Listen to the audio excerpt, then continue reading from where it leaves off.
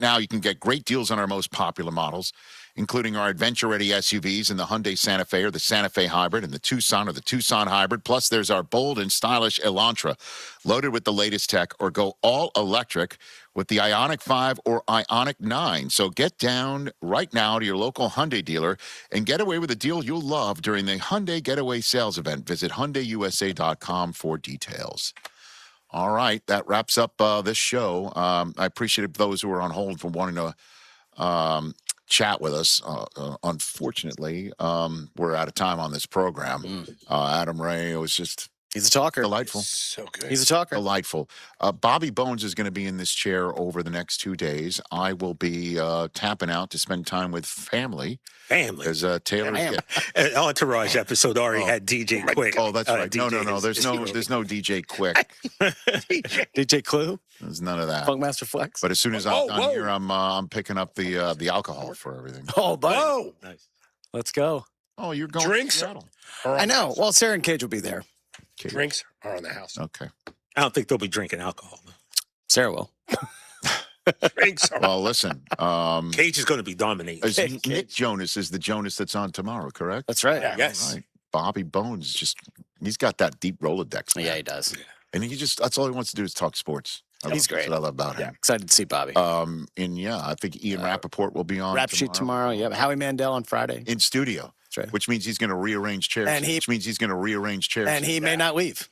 I love We got we got no contest coming up in about a half an hour. With Where's O'Shea? What happened? he? Doing movie star stuff. He just landed not long ago, so he should be in. Oh, man. Who's your guest? Our guest is NXT star Cruz Montana, who we've interviewed. O'Shea's on his way last year, but he's now in NXT at WWE. He's got a big title match coming up, so talk about that. That's going to be in your RSS feed and the YouTube channel of our show later. Everyone needs to take care of their mental health, even running back Bijan Robinson. When I'm on the field and feeling the pressure, I usually just take a deep breath. When I'm just breathing and seeing what's in front of me, everything just slows down. It just makes me feel great before I run the play. Just like Bijan, we all need a strong mental game on and off the field. Make a game plan for your mental health at loveyourmindplaybook.org. Love your mind. Brought to you by the Huntsman Mental Health Foundation, the Arthur M. Blank Family Foundation, and the Ad Council. Did you know Skechers makes high-performance footwear for almost every sport you play? Here's what our athletes are saying. Hi, I'm pro basketball player OG Anunoby. I dominate in Skechers basketball. Skechers delivers championship-level performance. I'm WNBA star Jackie Young. Skechers keeps me quick, comfortable, and ready for anything. And you can get high-performance Skechers and hands-free slip-ins technology. Just step in and perform. I'm pro golfer Matt Fitzpatrick. I play in hands-free Skechers golf slip-ins. Find yours at a Skechers store, Skechers.com, or wherever high-performance sports shoes are sold. Save the date for the biggest party of the football season. Join Pirate Radio on Thursday, September 10th for the annual Pirate Radio Football Kickoff Party, powered by Bud Light. It's a night of great music, great friends, and pirate pride as the party returns to the Hilton Greenville and Greenville Boulevard. This year's special guest is ECU legend and Super Bowl champion Linval Joseph. Ball's out, picked up by the Vikings. Joseph. Can he win this long foot race? Linval Joseph. No flags. Touchdown, Minnesota. Come welcome Linval back to Greenville, then dance the night away with live music from Trainwreck. Stay tuned to Pirate Radio for your chance to score free tickets to the party of the year, the Pirate Radio Football Kickoff Party, powered by Bud Light, Thursday, September 10th. And Jacobs is knocked back, and he didn't make it, and it was Linval Joseph. Party like a pirate with Pirate Radio, the voice of the Pirate Nation. Hi, I'm Bram Anderson, owner of Tiebreakers. Whether you're watching the big game or just grabbing dinner with the family, we've got everything you're craving. Fresh burgers, legendary wings, ice-cold drinks, wall-to-wall TVs. Come see why Tiebreakers has become a hometown favorite. Break the chain, eat local, 3 locations, 1 hometown favorite because everyone loves burgers. Harris breaks free, has the first down, makes a man miss. It's a foot race. Rajay Harris, 86-yard touchdown. This August, head on down to Capital Subaru of Greenville for the Subaru A Lot to Love event. Get behind the wheel of a select brand new 2026 Subaru Forester at Capital Subaru of Greenville. Get there now because rates as low as 1.9% APR are available for 36 months with approved credit. So don't hesitate. It's all happening right now at Capital Subaru of Greenville off Memorial Drive or online at capitalofgreenville.com. Hurry down to the lot today before this deal ends. Capital Subaru of Greenville, where your adventure begins. Price does not include tax, title, or registration fees. Offer expires August 31st, 2026. Hi, this is Parker Morgan, sales manager at Morgan Printers in Greenville. We're a full-service, family-owned printing company specializing in superior four-color printing, serving both the commercial and retail markets all across eastern North Carolina. Whether you need personalized marketing and promotional items, posters, business cards, books, magazines, calendars, or invitations, we want to be your print company of choice. Call me anytime to discuss your project needs at 800-962-1972. That's 800-962-1972, or go to morganprinters.com. Switching is easy. We do it all the time. We switch on the lights. We switch TV channels. Some of us switch partners while square dancing. Well, that's a stretch. But what's not a stretch is how you can switch and save with State Farm. In fact, this is State Farm agent Timothy Sawyer right here in Greenville. We can switch your auto and home insurance so you can start saving today. My team and I are ready to welcome you to the State Farm neighborhood. With Timothy Sawyer State Farm, it's easy to switch and save. Just give us a call, 493-0002. Like a good neighbor, State Farm is there. A pepperoni pizza for the table. Thank you. May I suggest trying it with our Pepsi Zero Sugar? It has just the right amount of sweetness to complement all that cheesy, saucy goodness, while the carbonation and notes of citrus enhance the flavor profile. Simply divine. Pepsi Zero Sugar? You've really outdone yourself this time. Pizza deserves Pepsi. Miss, your burger is served. Thank you. And if I may suggest a pairing, this is our finest Pepsi Zero Sugar. The sweetness of Pepsi perfectly balances the savory notes of your burger, while the citrus and carbonation elevates the taste for a truly stunning flavor profile. Bon appetit. Now that is one perfect combination. If this is how the other half lives, I could get used to this. Burgers deserve Pepsi. This is Pirate Radio, WGHB Farmville, 1250 at 92.7 FM Greenville, WDLX Washington, 930 and 104.1 FM Washington. Can you be quiet, please? Thank you. Welcome to Pirate Radio Live. Big hell yeah right there, isn't it? How about that? How about them Pirates, baby? Hakeem Richmond hits the shot. What a shot! Unbelievable. What a shot, Jeffrey. Oh my God. Oh my God. My God. You know, we don't have any turds. You don't win with turds. I know no other way to put it. It kind of looks like a turd in a punch bowl. Tarp soft. There's local politics, bud. Grant with a shot at the buzzer. No good. And you can paint this one purple. They storm McClure at Williams Arena, Minji's Coliseum. Who is it cool for?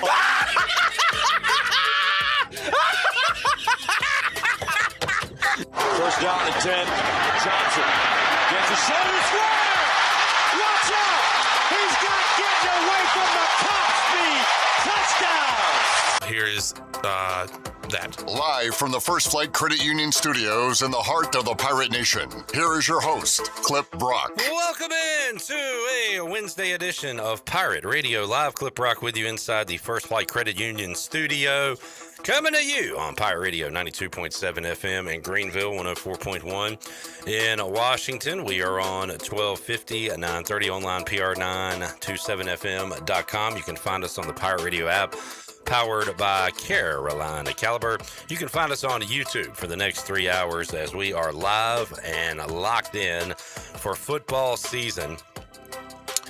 We are continuing to count down the days, and my goodness, it is dwindling. 10 days away from kickoff on the David Price Construction Countdown to Kickoff, East Carolina, Alabama. Just a handful of days away from Week 0, Saturday. And folks, we are 1 day away from dozens of college football games on your television. If you have ESPN Plus or Flow Sports or the MEAC Network, because FCS games get underway on Thursday. So, man, the football is here. We will be talking about it with you. join our YouTube chat and with our guest on today's program. That includes Ken Watlington, WNCT Channel 9. He'll join us coming up in hour number 1. We'll talk about all the levels of football, high school, college, NFL, and more with Ken Watlington. Donnell Coley has been out at the practices, the scrimmages, and at Media Day. We'll do some superlatives with Donnell. Remind me to do that, Jared, as we'll do some Media Day superlatives. Who are his favorite guys to talk to? What did he find most interesting? What are the lingering, burning questions that we still have about this football team? And there's a lot of them because there's so many unknowns, starting at the quarterback position. But we'll talk about that with Donnell coming up on today's show. Paul Troth. So we first reconnected with Paul because he had a relationship with Mitch Griffiths.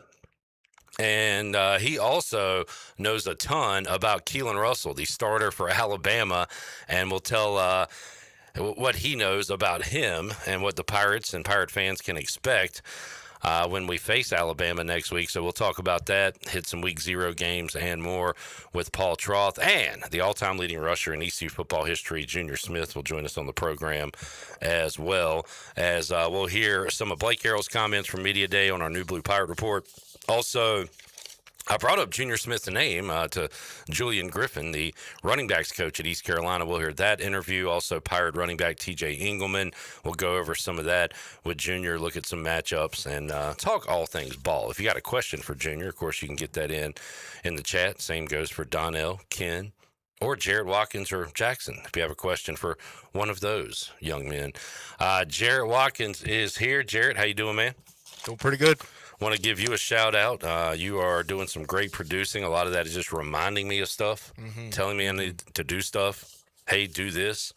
And you can tell it's football season. I have all these papers, and none of them are for show. Every single letter on these papers has meaning.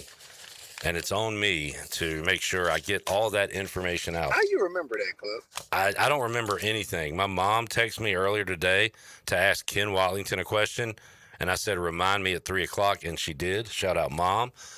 Will I remember it in 20 minutes when he's here? I don't know. Last week, folks. Nope. I did,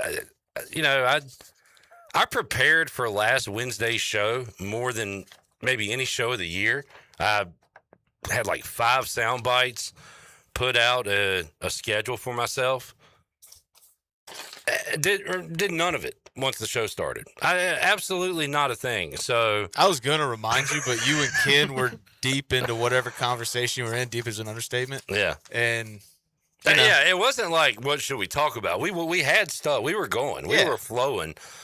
But I will try to remember to do that today because it involved a TV anchor meltdown, which is really old at this point, but we can still run it and talk about it with Ken Watlington. But I need several reminders this time of year because my mind is going 100 different directions with football season and everything we got going on. We are backed up with interviews.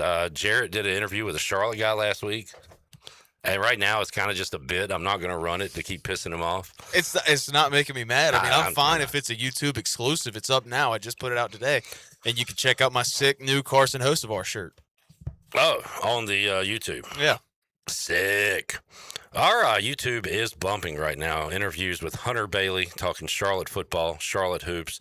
Paul Troth, which that's coming up on the show today. Bill Johnson, Corey Reamer, David Glenn, all that from this week. And if you are a Pirate fan and have not watched our Media Day interviews, what are you waiting for? Maybe you're waiting for game week. I'll give you a pass on that. That is all available at Pirate Radio TV as well, as we are cranking out the content. We'll have more Blake Harrell comments coming up tomorrow, right, J-Bone? Yeah, so we'll be able to talk to him coming up tomorrow. Starting quarterback announcement tomorrow? Yeah. Really? You think so? Yeah. Do you know so or think so? Think. Okay. But I think a lot of things that aren't true. No, but I mean, just you saying that fired me up a little bit. I think we're getting to that point. Yeah. I mean, you could save it for, I guess, Monday for the game week press conference. But I think they want to get ahead of this. I don't think they want the game week press conference to be full of quarterback questions. That's a good point, too, because the longer it goes on, the more that's the focus. But maybe, folks, we get that answer coming up. Do you think it's going to be like leaked out to Igloo or something lame like that? Hey, leak it to me. I'm going to text some coaches. Leak it to me, man. Let me leak this thing out. Leak it to Beaver. Leave it to Beaver. Ah! Let's check in with the chat gang. Jerry says, hello. We are the PRL chat gang. Steve says, hey, yo. Hey, yo. Man, Dolly Parton and Scott Hall just kicking it up in heaven. And Tim Curry, rest in peace. Yeah, him too. Great actor. Great actor. Didn't even know he was sick. Steve says, almost week 0. I'm very excited about week 0. I'm excited to go home after Pirate Radio Live tomorrow night and crank up the ESPN Plus and just find a game to watch. And it might be Anderson at Furman because earlier today I interviewed Brett Hickman, who is the assistant head coach at Anderson. And interesting story.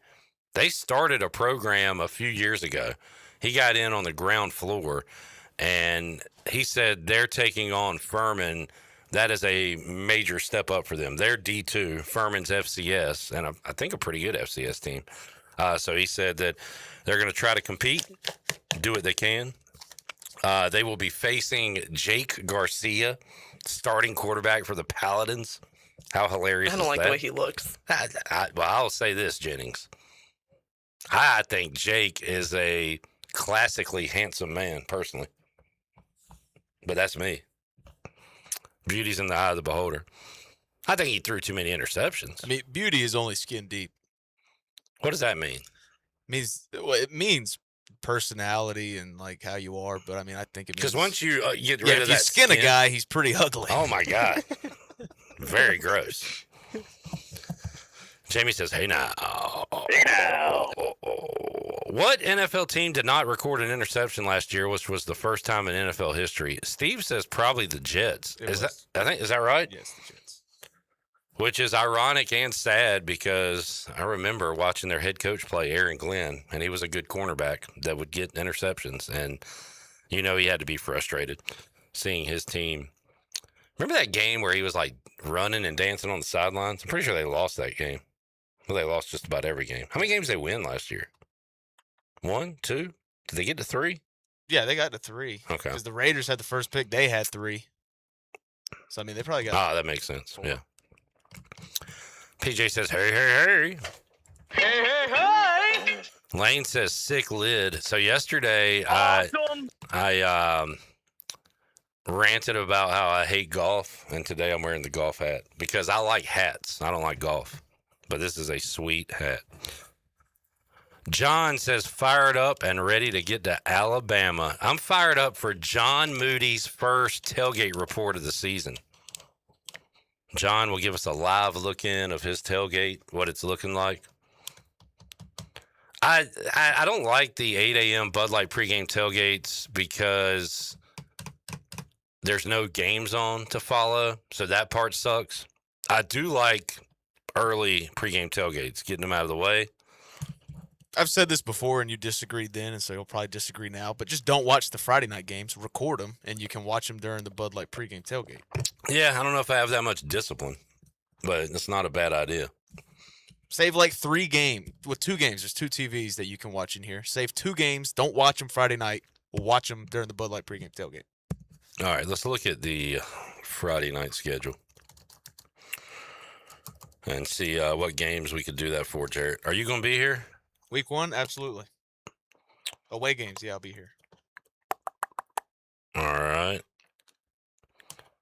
So let's find some good Friday night games tonight. Oh, by the way, speaking of kind of not knowing what's going on in the game, did you see where ESPN is not going to have the ticker anymore?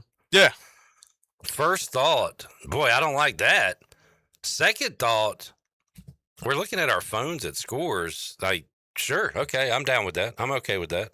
What are your thoughts on it? I don't like it.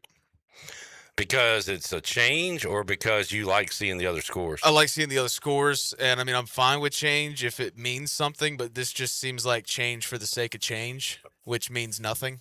It's like, let's just change something. There's no thought behind it, I feel like.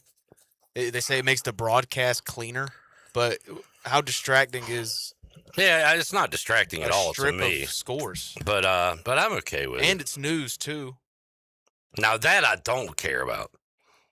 If I'm watching a football game, I don't need to know that Manny Machado hit 2 home runs. I don't care. It's What if football somebody season. broke their leg in pregame? And that, like, hey, break the They don't news. put that on the ticker. They should. You don't. Stupid. That was a stupid comment. When is the last time you're watching Ohio State, Penn State? I don't pay attention to and this ticker, dude. It says breaking news. John Smith just broke his freaking leg. Yeah. First for everything. This is not that stupid Pat McAfee ticker that runs on his show that says stuff. Breaking news. John Smith just ran into a cheerleader, twisted his ankle, his arm fell off. You proud of that? Are you? You're the one that made me go down this road. Jared, I guess we traded a really solid week 0 for an awful week 1. This is the worst Friday week 1 lineup I've ever seen in my life. San Jose State, Eastern Michigan. Are these teams playing every week on TV? Those are week 0 teams. Indiana State, Purdue.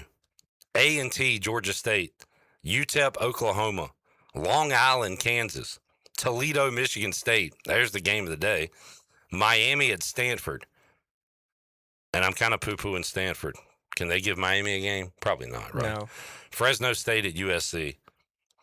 I know you think USC stinks, so maybe the Valley Boys can do something. But that is a terrible Friday night lineup. I might not watch that Friday or Saturday. I lied. I'm going to watch it. But I'm not happy about it. My mom says hello. Hey, Mom. Clipper! Zach says, any bets for tomorrow night? Let's go pee. Jeff Nadeau will join us tomorrow. I'm sure he'll have some FCS games for us. I guess, are those lines out? FCS lines usually come out the day of. I haven't even looked at see if there are lines for tomorrow. But there's like pretty decent, like Maine at Towson. That's a pretty good game, right? Those teams make the playoffs every now and then. 3-point favorite. All right. It's a good game. That's on Flow Sports. All right, screw that game. Chattanooga, Gardner Webb, Austin P. You got a line on that, J-Bone? Austin P, 14.5. Oh. Okay. I'm looking for more FCS versus FCS. Eastern Illinois, Murray State. Because there's a lot of, looks like Division 2s and 3s here. Mississippi Valley State and Nichols. Now, Jared, what do you think Ohio Dominican is? Same thing Miami, Ohio is. It's Ohio, but in the Dominican. They play Morehead State. Wouldn't it be cool if Morehead State was in Morehead City? It's not. Ohio Dominican. Interesting. Yeah, you got some schools that never really heard of here. South Dakota Mines, M-I-N-E-S. Louisiana Christian. These are like schools that ECU's playing in basketball this year. Is that unfair to say? I don't think so. That's fair to say. What was it cool for? John says may drop in with the weather report. Early forecast calling for 96 next Saturday. Hot dang. Mike B said, will the ticker be replaced with lyrics from Pat McAfee's album? I hope so. It's a sing-along. Any thoughts on that, Jared? What's wrong with you? Nothing. It's got you in a bad mood. What's on your mind? How you feeling? That's on my mind. Daytona, Saturday night. Are you more fired up for the start of football season or Daytona. the end of NASCAR season? End of NASCAR regular season. Are you serious? Yeah. That's I don't care. I don't care about these games. State Virginia play at 3:30. That game's gonna be over. Okay. You're saying more so just for this weekend. Yeah. All right. So this weekend, that's fair. I'm still gonna prioritize like Darlington on the 6th. Well, that's a Sunday, but there's still college games on that Sunday. Yeah. So, I mean, I do like that they are giving us more games on that Sunday, because it used to be like, I feel like it used to be just a night game, and then they give us an afternoon and a night, and I think there's 3 or 4 this Sunday. So I do like that part. All right, that's what we're talking about today. College football, Pat McAfee, and Ken Watlington when we return. Pirate Radio Live on a Wednesday. Braves win last night over the Dodgers. He's wearing his Atlanta shirt. That place is funner than hell. Did you see Brandon Best's shirt on the Brian Bailey show? Yeah. You were running the boards. That's true. You kept reaching across me. I was wondering what you were doing. I was trying to turn your mic down. Atlanta. Oh, man. We'll take a break, come back, have more for you. Pirate Radio Live on a Wednesday. Back with you after this.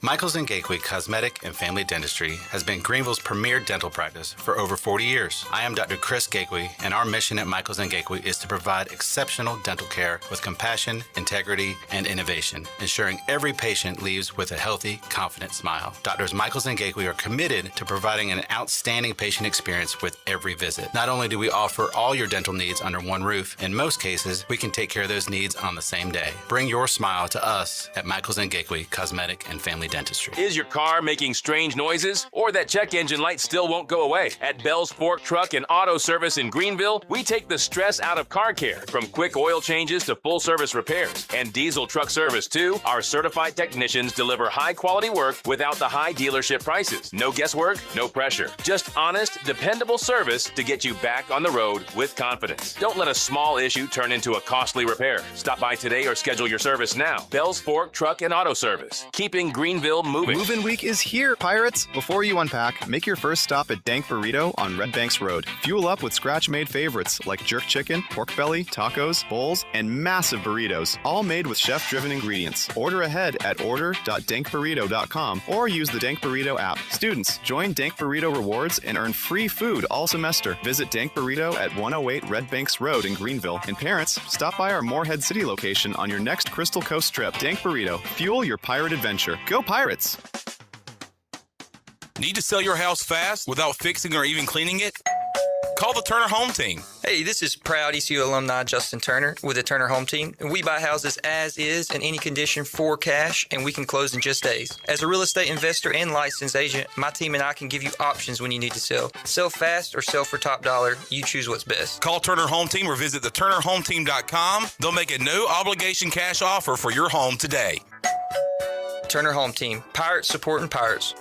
Summer's winding down, but the savings are just heating up at Washington Chrysler Dodge Jeep Ram. Before football Fridays, tailgates, and back-to-school season kick into high gear, drive home a brand new 2026 Ram 2500 Heavy Duty with up to 10% below MSRP, a savings up to $12,000. Or grab a new Ram 1500 with up to 15% below MSRP on select models. Whether you're headed to the games, the beach, or the job site, now's the time to upgrade and save big. Visit Washington Chrysler Dodge Jeep Ram, just a short drive from Greenville.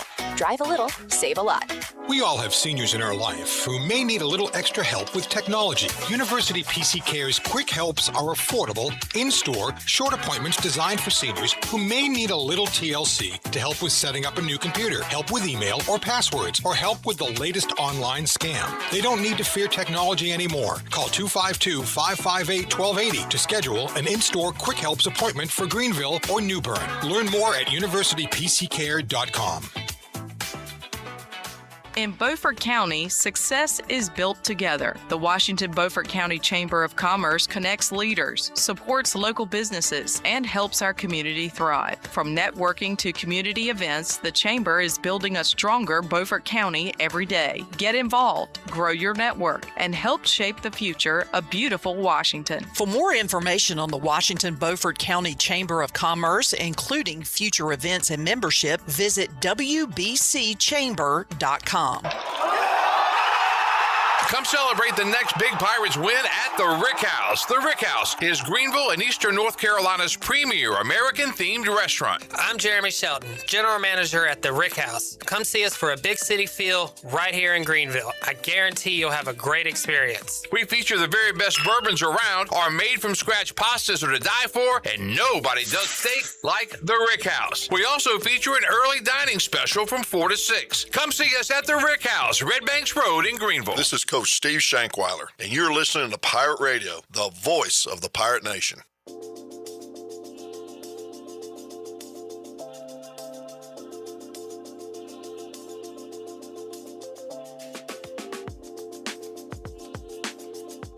You're listening to Hour 1 of Pirate Radio Live. The Pirate Radio app is available now. Powered by Carolina Caliber. Download the app today and have Pirate Radio at your fingertips. Now, back to the show. Back with you, Pirate Radio Live. Sorry, I got to clarify this. Did I just see something about Ken Watlington's personal life? Got to investigate this further. I don't know things about my personal life, so I'm a little worried. Oh, this could be big. The Buccaneer Music Hall is your beacon of music in the land of the Pirates in Eastern North Carolina. This weekend, the party is at the Buck. Should have been Cowboys. Take the stage coming up Friday night. Also, Pirate fans, mark your calendar, September 10th, the Buccaneer Music Hall, the official after party for the Pirate Radio Football Kickoff Party. Great music, cold drinks, Pirate Country. We'll see you at the Buck. Come to the Buck. Come to the Buck. That's right, Jeff Nadeau. All right. Welcome back into the program. Clip Rock here. We got Jarrett Watkins. We got the Jackman. We got Ken Watlington, WNCT Channel 9. Hello, Ken. What it do, homie? I don't know how to answer that.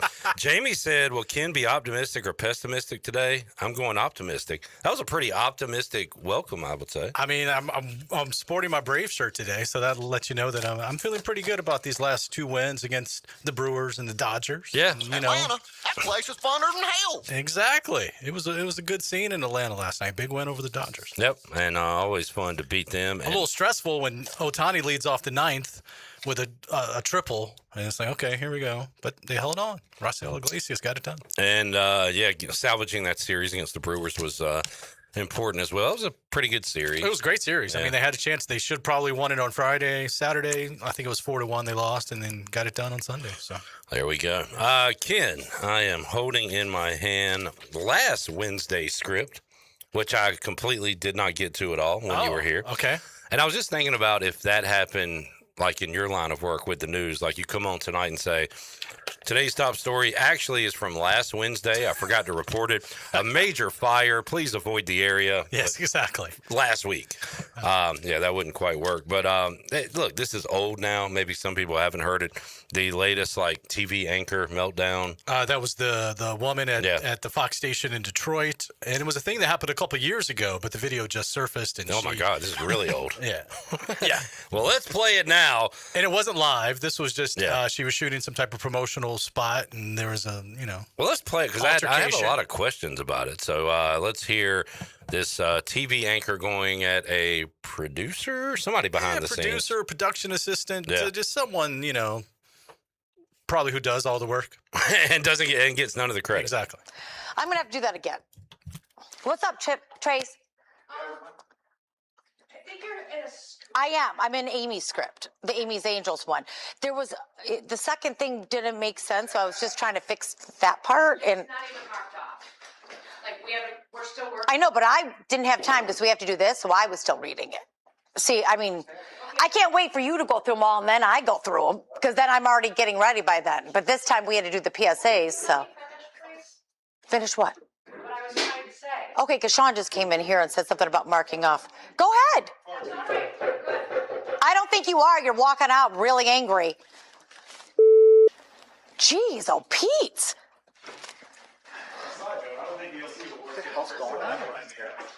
Can I please finish what I'm going to say? What the Grow up. Grow up. Got a little rough at the end there. And a lot of people are going to see this and be like, oh, this is one of those, Ken Watlington. I'm an anchor. I'm above you, A body I feel like I was like on her side for a while there. Yeah, I mean, up until the end, and then it kind of a switch flipped. And I'd say the only thing I took away from that is remembering my days in the Midwest when I heard that Jizo Pete's. Do we have Jizo Pete? No. No, we don't have Jizo Pete. Jizo Pete's. Ken, first of all, how does that get out? Is that like an angry employee? Like, how do we see that? Because, like you said, it wasn't live. Yeah, this is probably something for a promotion or a PSA, I think they were talking about. So it's just being recorded the whole time. Someone will take, the finished product and edit it together and make it into whatever it is. So, yeah, I think the video was just going, and she's there with the mic hot and then got hot. Yeah, because like here at Pirate Radio, we have stuff that could cancel me, Jarrett, not Jackson yet, your boss, Brian Bailey. Yeah. Pretty much everybody we could cancel at the drop of a hat if we wanted to. I'm fortunate I've made it 28 years in this business. I don't have anything on tape. That's true. I mean, if you just come to the studio and talk to Jarrett, he will cancel himself in a matter of seconds. It's called a humor clip. Jarrett, you're a funny guy. I appreciate it. I make myself laugh. Ken? Yes. Where's your tape? Where's your meltdown? Could I get my hands on it if I wanted to? I think there's Wow. Okay, all that tells me there's tapes out there, folks. There's definitely, I've thrown some hissy fits on live TV that you don't see it, but you could just tell. Yeah.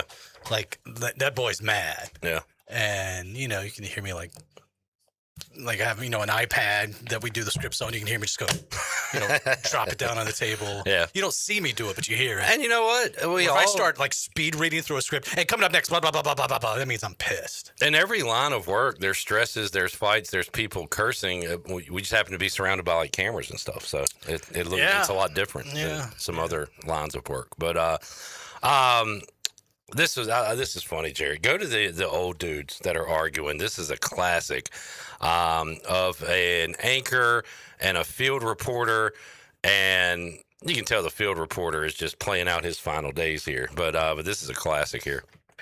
As far as working, doing elevator repairs 6, 7, 8 o'clock at night, I don't see that as being a typical process, nor is it a typical process to be working on. We've got to go now. I want to thank you both. Thank you. All right, it's back to you, Jim. Ollie, don't let her go away. That's what. Does she have a response to that? Is she still there? What's that? Did the lady just leave? Yeah. Oh, that's too bad. We should have kept that discussion. She's back if you want her. Yes. She heard you. Yes. What'd you like to know? I would like to know a response to what the gentleman said. The gentleman's a very effective spokesperson for the company, but obviously the people who live there are not satisfied with his explanation. Right. So what do you want now? Well, if I have to teach you how to be a reporter, Ollie, I'll do that later. Oh, why don't you do that later, Jim? I think the lady expressed herself, and you're not here, you're there. Is there any question you'd like me to ask her? No, I'll give you lessons on how to become a reporter later. I'll give you some lessons on how to be an editor, because I was your boss once. Yeah, you were, and are no longer. How did that happen? Well, I don't know. Here's Ernest Miller. Good morning, Jim. We are. Yeah, I love how they just kick it to the next person and they have to be cheery. Hey, good morning. There was a history with those two gentlemen. Oh, yeah. And they were both probably in their 60s, I would say. And so, Ken, you do your report Friday nights, and I believe, can I pull back the curtain? They're recorded, right? You're not talking to Bailey live. I am not. Very rarely will I do something live. Usually. But I really need you and Bailey to have one of these moments live on the camera. We have had one moment in my 10 years where we got into it, but it wasn't on air. Oh, man. Yeah, it was a good one. Seriously, y'all got to shut up. I want Bailey to tell you or Zach, if I need to do your job for you, I'll do it. No, man, that's... I've heard some stories from Bailey, like 5 minutes after it happened. Just him and Zach going back, not back and forth at each other, but just... And this was Monday. Bailey has been very complimentary behind the scenes about his people, because a lot of people helping with Touchdown Friday are not sports, related or even know about. I mean, on a Friday night this season, we'll have me going out. I'm the evening anchor. We'll have our weekend evening anchor going out. We've got one of our daytime news reporters. We've got our evening editor who does, kind of all the video editing. He'll be out there. We've got somebody from our digital team who does things for the website. She'll be out there. I mean, and then there's Zach. And then you got old Cappy.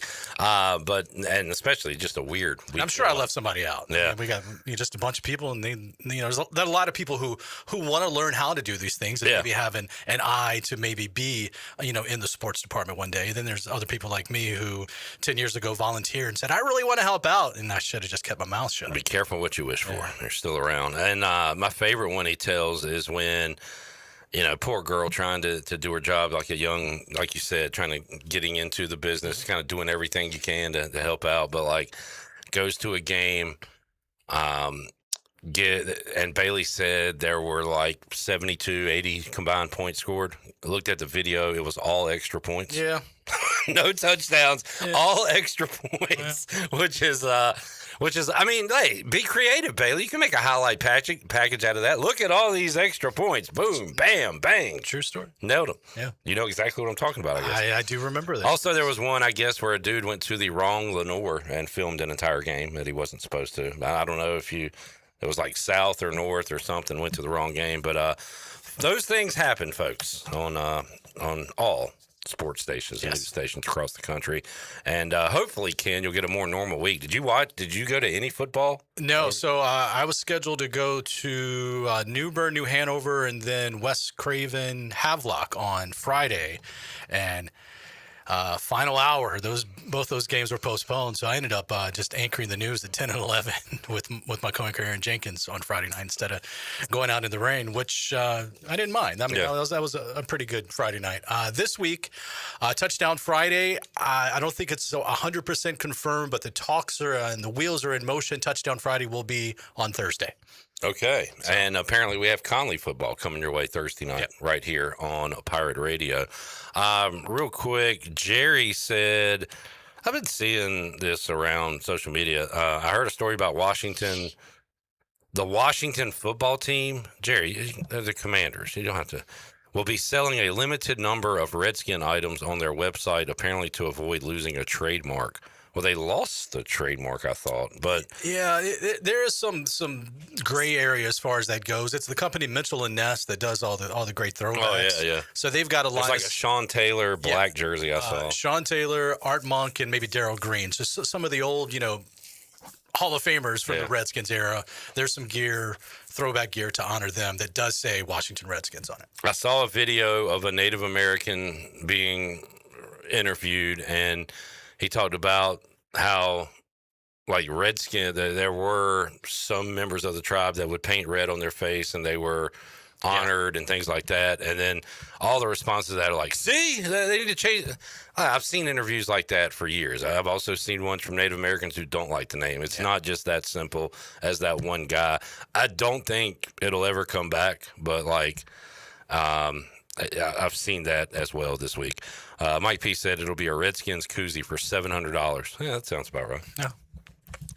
Josh Harris likes money just like Dan Snyder did. Exactly. If there's money to be made, they'll find a way to do it. All right, old man take before we go to break. NFL rivalry jerseys. You seen these, Ken? I have. Some of them I like. Some of them are like, okay. They're doing like 2 divisions a year. Yep. And I guess NFC East is next year. Yeah, they'll be the last batch next year. And there's already been talks or like questions about what will Washington's be. I've seen gold or yellow, and I really hope that's not the case. Oh, see, when they did the color rush, it was about 10, 12 years ago, and there was rumors that it was going to be all gold to match those old gold pants the Redskins had, and I love the idea of that. And I saw a mock-up, and it looked fantastic. Do something like this. Do the ones they wore in 2002 with the dark, like the throwbacks. They had the spear on the helmet. They're not going to go that far, I know. But why not? That dark burgundy and that gold. They got the spear through the alternate logo now. True, they do. So maybe, but I want to see that, Ken. I want to see, and if you're at home and care about what I'm saying, 2002 Redskins throwbacks. The team was awful because we had Steve Spurrier, but the jerseys were awesome. I still got one of those jerseys, Clinton Portis. That was my favorite look, and I would like to see them bring that back. Ken, you think gold or yellow or whatever could work, though? I think so, or it might be like, anthracite gray, that type of thing. A lot of teams are doing that. I think Detroit did a light gray. Indianapolis did a darker gray for theirs this year. So the gray is always an option. I love green bays. I like green bays. It's a different color green. And I like the font on it, but it doesn't stray too far from their tradition. That's a good looking one. I don't hate the Bears. It looks a lot like Illinois, especially when you throw on the orange pants and the helmet. Yeah, and everyone's saying that the Lions one is just a Panthers knockoff, which it does. Yeah, you're right. A little bit, sure. I looked at which one did we look at, Jared, and we couldn't figure out the team. We went through like 3 different teams. I think it was Houston. Yeah, Houston. At first glance, I thought it was Buffalo, and then I thought maybe the Titans, and that's not good when you. Yeah. I know this is for selling jerseys and stuff, but just the old man take on it. I like the Jaguars with the teal helmet. They haven't had a teal helmet before in their history. That's pretty cool. You've made enough money, man. Like, come on. Nah, you can never make enough money. Never. Will you buy a? No. if we do one, I'm out. No, I was gonna say you're out on what? What does that mean? Out on buying it? That game. You're gonna boycott the game? Don't even know what we're talking about. I'm out. Kind of like you did Raiders Commanders last year. Yeah, I mean, I was also deathly ill. I'm sure you guys talked about it earlier this week, but how are we feeling about the new ECU road uniform? We have not really discussed it. I wanted to do kind of a full uniform day. And I guess me not discussing it means I don't have a huge take on it. I like it. I'm a fan of it. I like it, and it kind of goes with the modern throwback that debuted, the purple one a couple years ago, and it kind of closely matches the black one that debuted. I think it was year before last. So you need the more consistency with the look, and it's just a good look. It is a good look. I like what we're doing now. The stuff they've done with the modern throwback is awesome. And you got different helmets, you got different decals you can do it. You got 3 or 4 different pairs of pants you can pair it with. I mean, I like the options they're gonna have. I like that we have all these options, and none of them are like super tacky. No. Like in fact, they're getting more, not more basic, but again, those throwback markings. We just got to get back to those John Thompson era gold uniforms. Got to bring those back. That worked out well. Ken, should I say I was lucky or unlucky to be there to witness the one time we or Erickson, I guess. Yeah, that was the game. Like seeing. And I believe they had Mario Williams, Manny Lawson, John McCargo on the defensive line. It was a good state D-line, don't get me wrong. But looking at our O-line, I had a pretty good vantage point when they were right in front of me. Our O-line and their D-line, it really looked like 2 different completely levels of football. It was. Oh, my God. Varsity versus a freshman team. Yeah, and the score indicated that, and that was his final game, I guess. That was it? 2004. At Erickson at the time, or was it Bank of America? I think it was Erickson still then. The gold jerseys, man. And that was the only time they worn them. Is that right? Yeah, and it's hard to even find it. You can find anything on the internet. There's a grainy picture or two. Yeah. Not much. Like those things have been wiped. We got rid of that quick. Let's take a break. When we return, more K-Dub. We'll talk some Pirate football. Week 0, get Ken's thoughts on the ACC teams in action this weekend, and have more for you. Back with you, Pirate Radio Live on a Wednesday after this.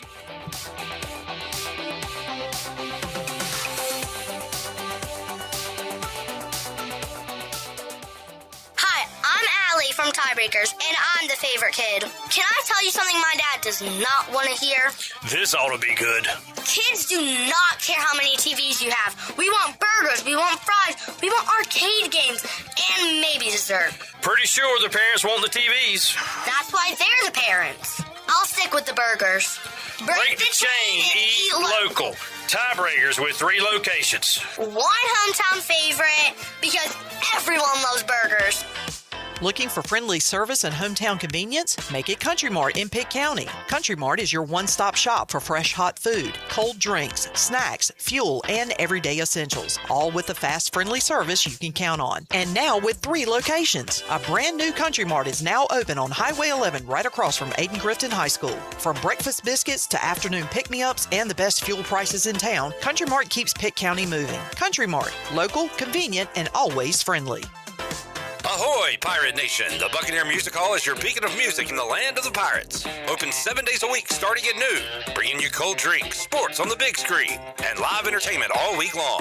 On Mondays, it's sports trivia with me, Clip Rock. Tuesday and Wednesday, enjoy live acoustic music. Thursday brings the fun with Singo and karaoke. And on the weekends, the Buck turns it up with the best live music lineup in the area. Come find us at the Bells Fork Shopping Center. The Buccaneer Music Hall, your home for Pirate Country. We'll see you at the Buck. At Children's Health Services, we understand the importance of your child's well-being. This is Dr. Chris Osmick, and our mission is to provide comprehensive, patient-centered health care through every stage of child development, starting the day they are born in the hospital. We are not just here to treat illnesses. We are here to partner with you on your child's health journey. Schedule your appointment today to build a brighter, healthier world for your children. Hey everybody, this is Parker Bird. Visit our friends at Children's Health Services on Arlington Boulevard on 10th Street and at childrenshealthservices.org. Go Pirates. Hey, Pirate Nation, Bryce Williams here, former ECU tight end and proud customer of Stroud's Marine. Boating season is finally here, and there's no better place to get your boat ready for the water. From tune-ups to parts and accessories, the team at Stroud's Marine has you covered with expert service and hometown-friendly care. So whether you're casting a line or cruising the coast, stop by Stroud's Marine today and let's get you boating right. Follow Stroud's Marine on Facebook and Instagram or visit stroudsmarine.com to learn more. See you on the water. Go Pirates!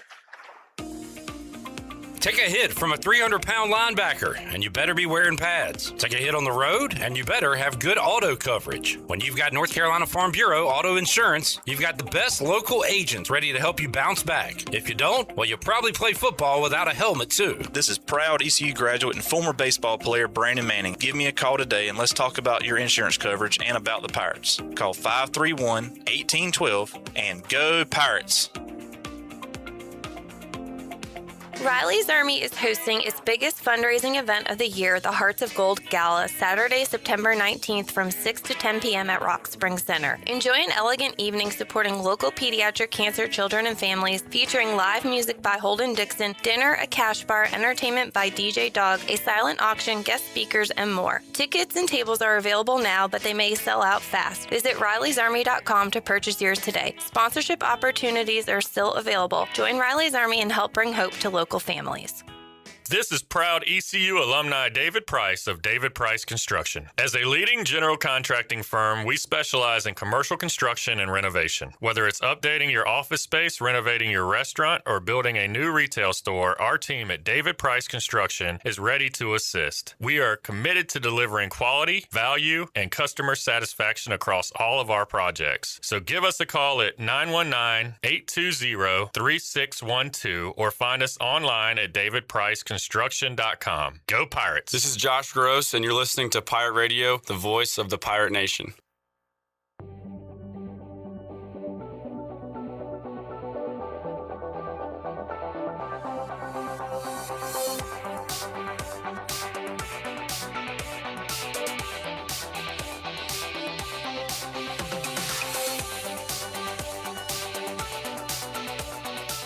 You're listening to Hour 1 of Pirate Radio Live. The Pirate Radio app is available now. Powered by Carolina Caliber. Download the app today and have Pirate Radio at your fingertips. Now, back to the show. Welcome back. If you're cruising around town or headed out for a weekend adventure, make sure you're riding in something you can count on from Capital Subaru of Greenville. From brand new Subarus with legendary all-wheel drive to quality pre-owned vehicles, Capital Subaru has your back. Stop by today or visit capitalofgreenville.com. Capital Subaru, love what you drive. Now let's head back into PRL. Here's Clip. Back with you, Pirate Radio Live. We got FCS football coming up Thursday. We got Week 0 FBS football coming up on Saturday. Excited about that. And Ken, talk some Pirates with you, but looking down the slate, a lot of games of interest. Again, this is the best Week 0 slate we have seen. We'll talk about the Week 1 slate at some point. But you got NC State in a big ACC game. You got North Carolina all the way over in Ireland taking on TCU. It was a bloodbath when the Horned Frogs met the Tar Heels last year. I think I had like under first quarter. I was like, they're going to fill each other out, whatever. North Carolina went right down the field and scored. Yeah. They were having a party at Kenan Stadium. It was insane. And boy, did it flip fast, because by the time I left the Buck Sports Trivia and was on the way home, it sounded like Jones Angel and Who's their color guy for football? Is it Bryn Renner? It was a former player. I don't recall. It sounded like a funeral. And then for them, game one, they got to be as positive as they can. But you could tell they were like, this is the Bill Belichick experience we're going to get. It got really ugly, Ken. So revenge on the minds for the Tar Heels. What do you think about the rematch coming up? I think they're going to be better. I'm giving the Hall of Fame, soon-to-be Hall of Fame coach the benefit of the doubt that after almost 2 years at the helm, he's figured some things out. And I'm sure, we'll know pretty quickly if I'm wrong or not. One thing, Jared, they looked a little unserious last year, and you could say parts of this guy's life is unserious. But bringing in Bobby Petrino and replacing, who was it, Freddie Kitchens? Yeah, I mean, that is a serious college football. You bring in an move. actual offensive coordinator, that should give you a little optimism. But, I mean, we still don't know the stuff with Michael Lombardi. We still don't know the stuff with Steve Belichick, who's on, medical leave. Yeah, they got a lot of questions. So, and I mean, I know nobody on this roster, so I'm going to be pretty negative on this team. Got kind of a local kid who will be one of the running backs that'll get the ball a lot, Damon June from Jacksonville High. The defense really got better as the season went along last year. The offense was just pretty much putrid. But the defense did improve throughout the year. A lot of those guys are back.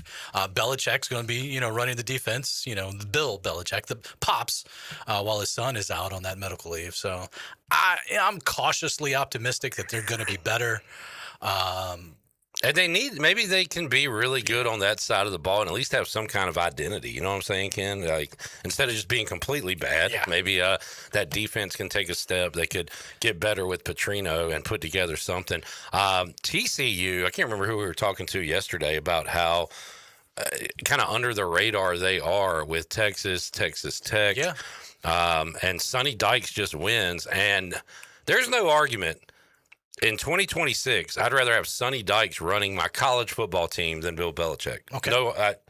I think that's fair. At least as far as the information we have before us. That could change by the end of the year. It's like, oh, man, Belichick really figured this college thing out. But, through 12 games last year, you could say, this ain't going so well. Yeah, and Sonny Dykes is a really good coach. Yeah, but, was in the national championship game in the last, less than 5 years ago. They're consistently winning 9, 10, 11 games a year. So he's done good things at every stop and now, especially at TCU. That is the opener coming up. Would you like to be the first maybe this week to say North Carolina's going to win this game? Sure. Let's do it. I know Ken doesn't care about predictions and things like that. I mean, there's no stakes. I think it will not be a blowout. Okay. I'll Does it have anything to do with a neutral field? Both got to go. I'd feel a lot better if I'm North Carolina in this situation than. Yeah, they left today, or they are leaving today, and they'll be there. I think there'll be a good contingent of Carolina fans. I don't know. I don't know if it matters. And it's in Dublin, Ireland. To me, it look like a leprechaun to me. Beautifully done there, J-Bone. You will see a leprechaun, say yeah. San Jose State at USC. Is this the end of the road for Lincoln Riley? He's a great communicator. As long as Rob Ryan is on the staff, I will pick against USC. What do you think about Link? I think they get it done in week 0. But yeah, it's going to be tough sledding in the Big Ten because there's some squads. UCLA's looking good. Let's look at their schedule again. Jared loves some UCLA. They have Oregon at home. Loss. They have Washington at home. Loss. They go to Penn State. That is a definite loss. Traveling, they go to Wisconsin. You might lose that one, I don't know. Luke Fickell might be a midseason fire. They have Ohio State at home. Loss. They go at Indiana. So they got a lot of their toughest Big Ten games are at home. But they go to Indiana. That's a loss. It's important they play Maryland at home because that would have been a loss too. I don't like USC or a lot of these teams going east. But yeah, that is a tough slate for Lincoln Riley and company. Like, does he survive another non-playoff season? I don't throw the contract stuff out. Well, I mean, like Max talked about, this is a really good roster. This is a roster that should be in the college football playoff. I don't see them making the playoff. I don't see how Lincoln can survive another hey, we made a bowl game. Ken, How many games did Virginia win last year? I am not sure, but they were the ACC runner-up. Yeah. Is it 11? 11, yeah. 11. Yeah. 11 wins last year. NC State, they have some expectations coming into this year. This would be, and it would get lost in the shuffle nationally in week 8. I'm not going to fool myself, but like, this is a better game than week 0 deserves. Like, this is a very important game. It's the best game of the weekend, without a doubt. Yeah. And you know, it was also supposed to be another international game in Brazil. That didn't work out, so they'll play it in Charlottesville. One season after these two played in Raleigh in a non-conference game. But this is a conference game. Yeah. This is the real deal. And it's tough to get out here, you know, at the end of August and probably have to play one of your tougher games of the whole year. And, you know, if you lose it, you know, where do you go? I mean, obviously you got 11 games to you know, get back on track. But usually you want to open up with something a little softer. And that's a tough one right there because both teams have some pretty high expectations coming into the season. I guess I think I'm going to take Virginia at home. What's the line? Every time NC State has, and they don't have a number beside their name, but I feel like they are getting a lot of pub, and anytime that happens, they fail. How about guess the line, J-Bone? What would you say, NC State or Virginia? Virginia 3.5. You're close, 4.5. Okay. Total at 52. By the way, total in Carolina TCU 47.5. Might be that in the first half. For those interested. Any other games of note? I love the nightcap, Ken, on Fox, Memphis at UNLV. That's a really important group of 6 game. Absolutely. And UNLV, Dan Mullen, Charles Huff coaching his first game, Memphis. What is Florida State in 2026? Are you one of those people, Ken, that like say, because I saw this, college football is better when Florida State is good. Like, do you care? Are you one of the? Are you okay with like an Indiana, a Kansas having a year out of nowhere? Do you need the traditional teams to be good to help your interest? No, because if Ohio State sucked 5 years in a row, I don't think I'd be too sad. Actually, that would be great. I would celebrate that. So, I mean, just be good. Norvell, down to his last days. I saw, shout out Steve Spurrier. I hate him and for what he did in Washington, but he is still talking junk at whatever age he's in. He was talking about, yep, they got a coach down there. They can't get rid of him because they owe him so much money. I guess we came up with enough to fire our guy at Florida. Like, he's still saying the same old stuff, and I really appreciate the old ball coach for that. Yeah.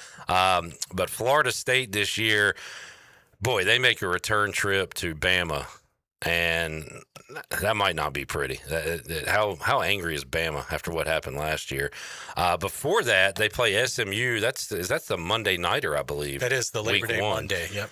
So they'll be 1-0 heading into that Not SMU game. Is it Labor Day? Yeah, I believe so. Yeah. Yeah. The 7th. Yeah. Yeah. They'll beat New Mexico State Saturday. That, you know, if they could somehow beat SMU, people will be talking about their back. And then they play Bama. That is a tough, like, quick 2-week stretch there early in the season. They get Virginia at home, at Louisville. That'll be tough. They're at Miami, Clemson at home. Then they close out with BC, Pitt, and State before Florida. It's a schedule at Florida State. You should be able to say, hey, let's get 8 wins, but are they up to that task? Yeah. History the last couple of years tells us no, they're not up to that task. And what a weird like sequence they went on. So they went from like slide job. It has been a major slide job there, Dale. You said it correctly. They went from, let's see, there were five wins to 10 wins to 13 wins to 2 wins to 5 wins. So they're due for a 10-win season if that continues. Mike Norvell, man, he's already been there 7 years. He came from Memphis, is that right? Yeah, and I was thinking about this too. I was a huge Justin Fuente guy, and that didn't work out at Virginia Tech, and none of these Memphis guys are working out. We'll see. The latest addition, Silverfield, is in Arkansas. They are picked at the bottom back coach of the SEC. He's got a long way to go there at Arkansas. And was there another one more in between Fuentes and Silverfield? Or was that the transition? I don't look it up. Ken, any thoughts? We'll talk ECU Bama next week. Your vibe check on the Pirates 2026. How you feeling? I think they're going to go like 3-9. I'm kidding. This is why I don't ask Ken these questions. I think, you kind of, you go into week one, you go into that game and, you just see, all right, let's see what our guys are made of going in, a little optimistic, but hey, know that you're probably not going to win that game, but you just want to see the competitive nature. You want to see the guys fight. And then you come back and you really get things going with the App State, then the Old Dominion, and then that's when you really see, all right, how is this season going to turn out? Because you could lose by 5 to Alabama, you could lose by 55 to Alabama, but then it's still those 11 games after that the Pirates can still win a conference championship, still make a college football playoff. So look forward to just the ambiance, the atmosphere of going to Tuscaloosa. It's a very cool thing, especially for the fans who get to make the trip down there. Brian Bailey's going. I think Zach Kaplan's going. I didn't get invited. So that's cool. Somebody might go that's not invited, apparently. But anyway, I asked, real quick, we'll close it on this, some trivia, Ken. I believe in you.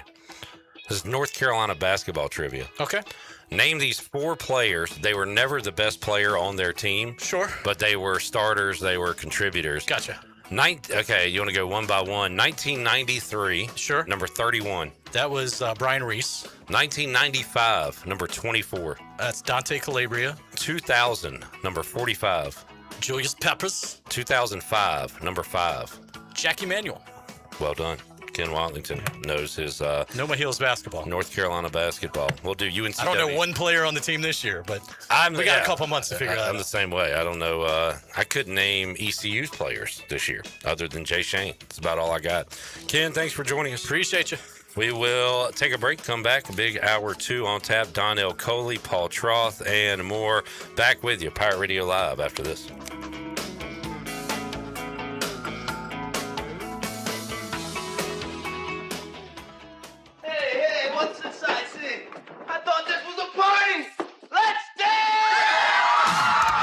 Save the date for the biggest party of the football season. Join Pirate Radio on Thursday, September 10th for the annual Pirate Radio Football Kickoff Party, powered by Bud Light. It's a night of great music, great friends, and pirate pride as the party returns to the Hilton Greenville and Greenville Boulevard. This year's special guest is ECU legend and Super Bowl champion Linville Joseph. Come welcome Linville back to Greenville, then dance the night away with live music from Trainwreck. Stay tuned to Pirate Radio for your chance to score free tickets to the party of the year, the Pirate Radio Kickoff Party, brought to you by East Coast Grading, UBE, Aldridge and Sutherland Realtors, The Buck, Ron Ayers Motorsports, Dirty Dan's, The Gold Store, Tiebreakers, and Carolina Eagle Distributors.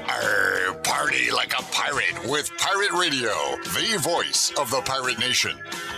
Summer is going out with a bang at the Winterville Watermelon Festival. Thursday, August 27th. Cruise-in car show and wristband night. Unlimited amusement rides. Just $25. Friday. Free live music, vendors, rides, and a Taylor Swift tribute by Phelan 22. Saturday, it's Watermelon Jam, featuring Colin Stow and country superstar Easton Corbin. Then Sunday, Wristband Day. 1 to 6 p.m. Rides just $25. The Winterville Watermelon Festival. August 27th through the 30th. Full schedule and tickets at watermelonfest.com. Hey, Pirate Nation. Frank Etheridge here with First Flight Credit Union. Ready to save money on your current automobile loan? Right now, our road to savings couldn't be faster. At First Flight, we're making borrowing easy with our limited-time auto refinance promotion. Apply today at one of our branches located in Greenville, Newbern, Havelock, Morehead City, and Cary to see how one of our experienced lenders can beat your current auto loan rate by 0.5%. All local residents are membership eligible. Terms and conditions do apply. First Flight is insured by the NCUA and an equal housing lender. Go Pirates! The NU in New Blue stands for Next Up, and with their Next Up mentality, they are staying hungry to go the extra mile just for you, humbly learning through continuous training and a commitment to remain focused on working smart to deliver a new level of service excellence. Next Up means doing the small things right because your home deserves it. Whether it's plumbing, electrical, or HVAC issues, New Blue is next up and ready to help. Visit callnublue.com or call 252-228-5855. New Blue Service Group, redefining service excellence. Go Pirates!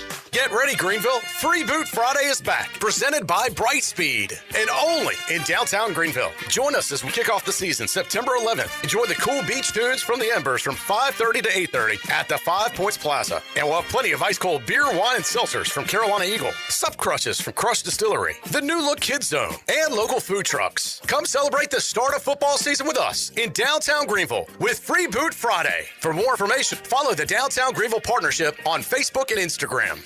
Pepper, oh no, they didn't. Papa John's just took their signature pepperoni and hand-stuffed it inside that garlic-kissed crust.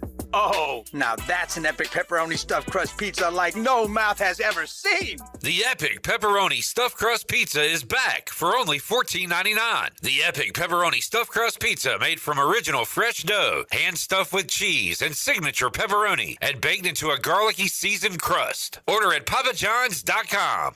Go Pirates! Hi, this is Parker Morgan, sales manager at Morgan Printers in Greenville. We're a full-service, family-owned printing company specializing in superior four-color printing, serving both the commercial and retail markets all across eastern North Carolina. Whether you need personalized marketing and promotional items, posters, business cards, books, magazines, calendars, or invitations, we want to be your print company of choice. Call me anytime to discuss your project needs at 800-962-1972.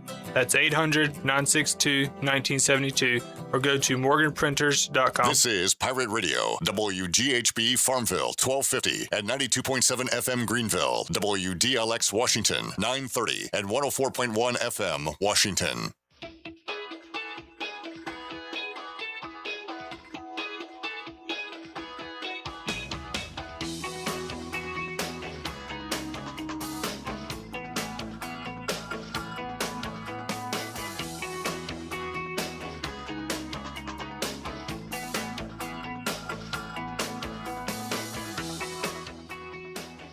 You're listening to Hour 2 of Pirate Radio Live. The Pirate Radio app is available now, powered by Carolina Caliber. Download the app today and have Pirate Radio at your fingertips. Now, back to the show. Welcome back. Orthopedics East and Sports Medicine has been caring for Pirate Nation and the student athletes at East Carolina University for more than 35 years and are the official team physicians for ECU.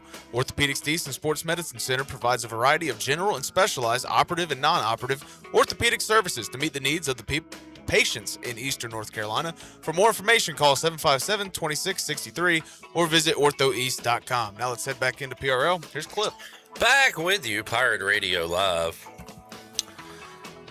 It's probably been like 15 or so years now. I was invited to a college football fantasy league, and I was like, man, I got too much with the NFL. And now I wish I could do it because it would help me know the names and the players and where they are. And because I'd like to kind of bounce around and talk about some players today. Well, do you know Tommy Castellanos? I do. BC, Florida State, and? He now is committed to Texas Tech. Committed to Texas Tech. When does he plan on playing? Like next week? Let's see. Pete Thamel has only said he committed to Texas Tech, former quarterback at Florida State, BC, and UCF, and then his stats. Donnell Coley joins us. Hey, Donnell. Hey, man. It's always something, man. I know. Something. I hate. Shout out to Uncle Donnell, who is, again, not in prison. SEC to suspend head coaches who add pro players. So there's the punishment. Good. Is that the only punishment? Because, like, let's say you got an NFL guy you can add to the roster and you're Lane Kiffin playing Alabama. He's like, man, we got Vanderbilt next week. How many weeks you get suspended? Let's try to take a look at this. Indefinitely. Oh, half a season. Okay. Would it be worth getting this NFL guy to try to get this win, Donnell, if I'm out the rest of the season? Now, is that regular season? Do I get to coach in the postseason? Donnell can go. Oh, okay. Yeah. I'm kind of being facetious. I was about to say, that sounded like a hypothetical question anyway. Yeah, go ahead. But they banned the NFL players playing in the SEC, so I think it's just... They did, but didn't, like, Lane Kiffin say... He said that yesterday, but then last night the SEC said, we're banning it. Yeah, they're banning it. Yeah. You're banned. Big Ten. You banned. Big Ten, SEC are first two off the board. Okay, fair enough. And again, I said... Go to hell! Get a job! Thank you, Tommy Tuberville. That's what he would say to his players. Yeah. Fire up the LinkedIn, pal. I gave Big Ten a golf clap for coming out. A round of applause. And voting this. Yes, a round of applause. And I'll do the same. If there's one way we can stop this, it apparently is not going to be the NCAA because you can get sued and go to court. It is the coaches and commissioners and schools saying, okay, we're not going to allow this, and we're going to play by these rules. And well done. Thank you. That's the minimum you can do, but thank you. I mean, so it looks like the Big Ten only, is it the Big Ten that only did for football? Yeah, the Big Ten's only did for football. So basketball is still up in the air, and like, you know what I mean? Yeah. So SEC, as far as I think I read this, SEC did basketball. I think it did it all sports. Across the board. I feel like that's because the only team I've seen like get former NBA G League players is LSU. I think that's all I've seen. The Bayou Water, something in the Bayou Water. I mean, we've talked about it. Look who they have on campus. Lane Kiffin, Will Wade. Should I throw Kim Mulkey into the mix? No. She's a lightning rod, but like, yes. I don't know if she's slimy or not, but like Will Wade. She looks scaly, but I mean. Oh no. There's been some stuff. Is she amphibious? I think she's ambidextrous. Will Wade makes Lane Kiffin look like a halfway decent dude when it comes to this stuff. So, man, it is. Just give him a season. It's pretty gross. But I'm ready for the games, Donnell. Give me the games. If I see one media outlet talking about lawsuits and TROs and NFL players coming to college, once the games kick off, channel changer. We're done. Oh, definitely. Absolutely. I'm not reading your paper. I'm not clicking on your site. Go to hell. You're done. You're nasty. Do it. Well, that's noted. I'll make sure to note that. If Donnell Coley has an article about this crap, he's out of here. Your paper only comes out twice a week now. I saw that. Donnell, I'll still have you on the show. Jarrett will just have to either leave the room, avoid you, but you're still cool with me. Thank you, man. Let's do some Media Day superlatives with Donnell. So I gave you mine on X and on air. Jarrett did as well. And if you have your own categories, fine. But we'll go by some of these, Donnell. Who was your best coach interview on Saturday? Favorite guy to talk to? Best coach. I didn't do a lot of coaches. I did Tesh. I'm going to go with Tesh because I did like him and probably one other. But yeah, Tesh. We have a Roy Tesh interview to run at some point with Jarrett Watkins. It is available, of course, at Pirate Radio TV. What'd you like about talking to him? Just a real down-to-earth dude, which I expected. I mean, but, you know, straightforward, just gonna give it to you straight, you know, how it is. And you know, actually pretty good sense of humor too, man. Yeah. Like, I don't talk to him. I don't get to talk to him a lot, but really, really good at sense of humor. And just talking to him about what the relationship has been so far with all the defensive guys in the room and having Harrell and having Hankins. So I think, you know, seeing that play out is what I'm interested in going forward. Nice to have, like Hunter McKay, I talked to him. First thing I said was nice to have a familiar face. Same with like Roy Tesh. There's been a lot of changes, but to have him still here is huge. And he is probably going to be a defensive coordinator somewhere soon, I would imagine. Defensive coordinator. Yeah, I'm saying like elsewhere maybe, if not here. So, but great to have him around. And I was thinking about this, like I'm pretty genuine, like I say what I think and I act this way kind of off air. At time when I do the over the top, I'm angry, yelling at Jarrett or Chandler. Like that's for show. I'm not really that mad or anything. But like it's funny, Roy Tesh apparently is the biggest like screamer and I asked him about this wild man. But to be able to control like baseball pitchers and stuff, all athletes really, they have to like flip a switch and have two different personalities. I asked him about it last year. I was like, you know, it's great. Like, you're the best coach to watch at practice because you're just getting at your guys the whole time. He's like, well, if you want your guys to play on the edge, you got to coach them on the edge. You want to be on the toes all the time, you got to be on your toes all the time. Yeah, I like that. All right, best player interview. Who'd you like talking to? Best player. You can narrow it down to a few. Good ones. There were some good ones this year, man. They were all good. A lot of them had good personalities. Definitely. That was fun for me. I got a lot of good stuff from them. Let's see. I'd go with, I don't know, Ashton Levels, man. I was surprised. I didn't think he was going to give me a lot. Ashton Levels was good. He was great on the Brian Bailey show yesterday. He and Brandon Best. Very mature. You can tell he's kind of been around, you know. And, I really enjoyed his interview yesterday. And we hear a lot about him, too. Should be a heck of a player. Yeah, I mean, That's what I'm saying. And I mean, he's answering questions like he is seasoned, like he has been there, done that before, and he just seems like he really likes those guys in that room. So I'm very interested to see. What about an what it's offensive player? Offensive player. Ashton Gray. I say The Ashtons. Ashton Gray. I did not Ashton Gray. talk to him. I did not get to him.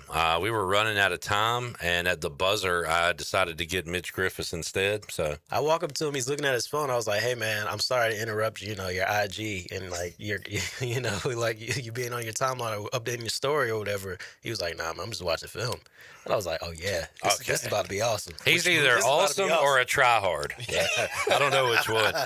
I believed him. To your point earlier, Donnell, I said this because like when I walked up to Emery, I was like, "You tired of answering questions yet?" And he kind of laughed. He was like, "No, you tired of asking them?" And I was like, "Yeah, kind of." But that everybody had that attitude. Everybody acted like they wanted to be there. Nobody like it was really impressive to see. But anyway, back to Ashton Gray. What'd you like about your conversation with him?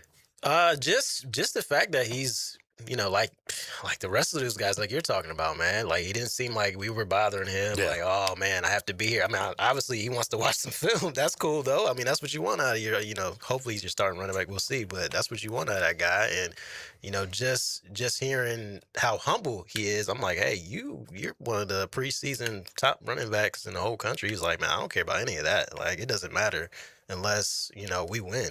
Yeah. Or unless I don't care about my stats, unless I get better, as a player. So I'm like, all right, well, and then, I mean, he has a good personality too. He was talking about a little barbecue from Texas and barbecue in North Carolina. So we got into that and just fun all around. Not only, Jared, is your running back room you've been talking about talented, but like I feel like a great room of dudes too. I will play my TJ Engelman interview coming up when Junior Smith is here.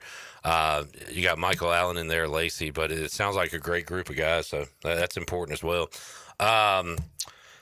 Did you come away feeling any different? So I got a positive and a negative. I haven't even mentioned this on the show. Ray, Landon Sides, and J.R. Robinson were not at Media Day. Yeah. Right. And that's a bit concerning because it, could have something to do with ailments. Yeah. Potentially. JR, I'm not concerned. I saw him at soccer. Okay. Not concerned with him. Are we allowed to say what happened at the scrimmage? What do you mean? Yeah. Like Ray Joseph was in a sling, and when I walked in, somebody said he fell on his shoulder. Yeah. Okay. You saw that with your eyes? Yeah. But a kid from the first row yelled, Ray, what happened? He's like, oh, I just fell on it. I'll be fine. Okay. Kind of like when Michael Allen came up lame. I heard him telling Brian Bailey, and Bailey told us that he said, I'll be fine. Will he be fine? I don't know. But that is a bit concerning this close to the start of the season.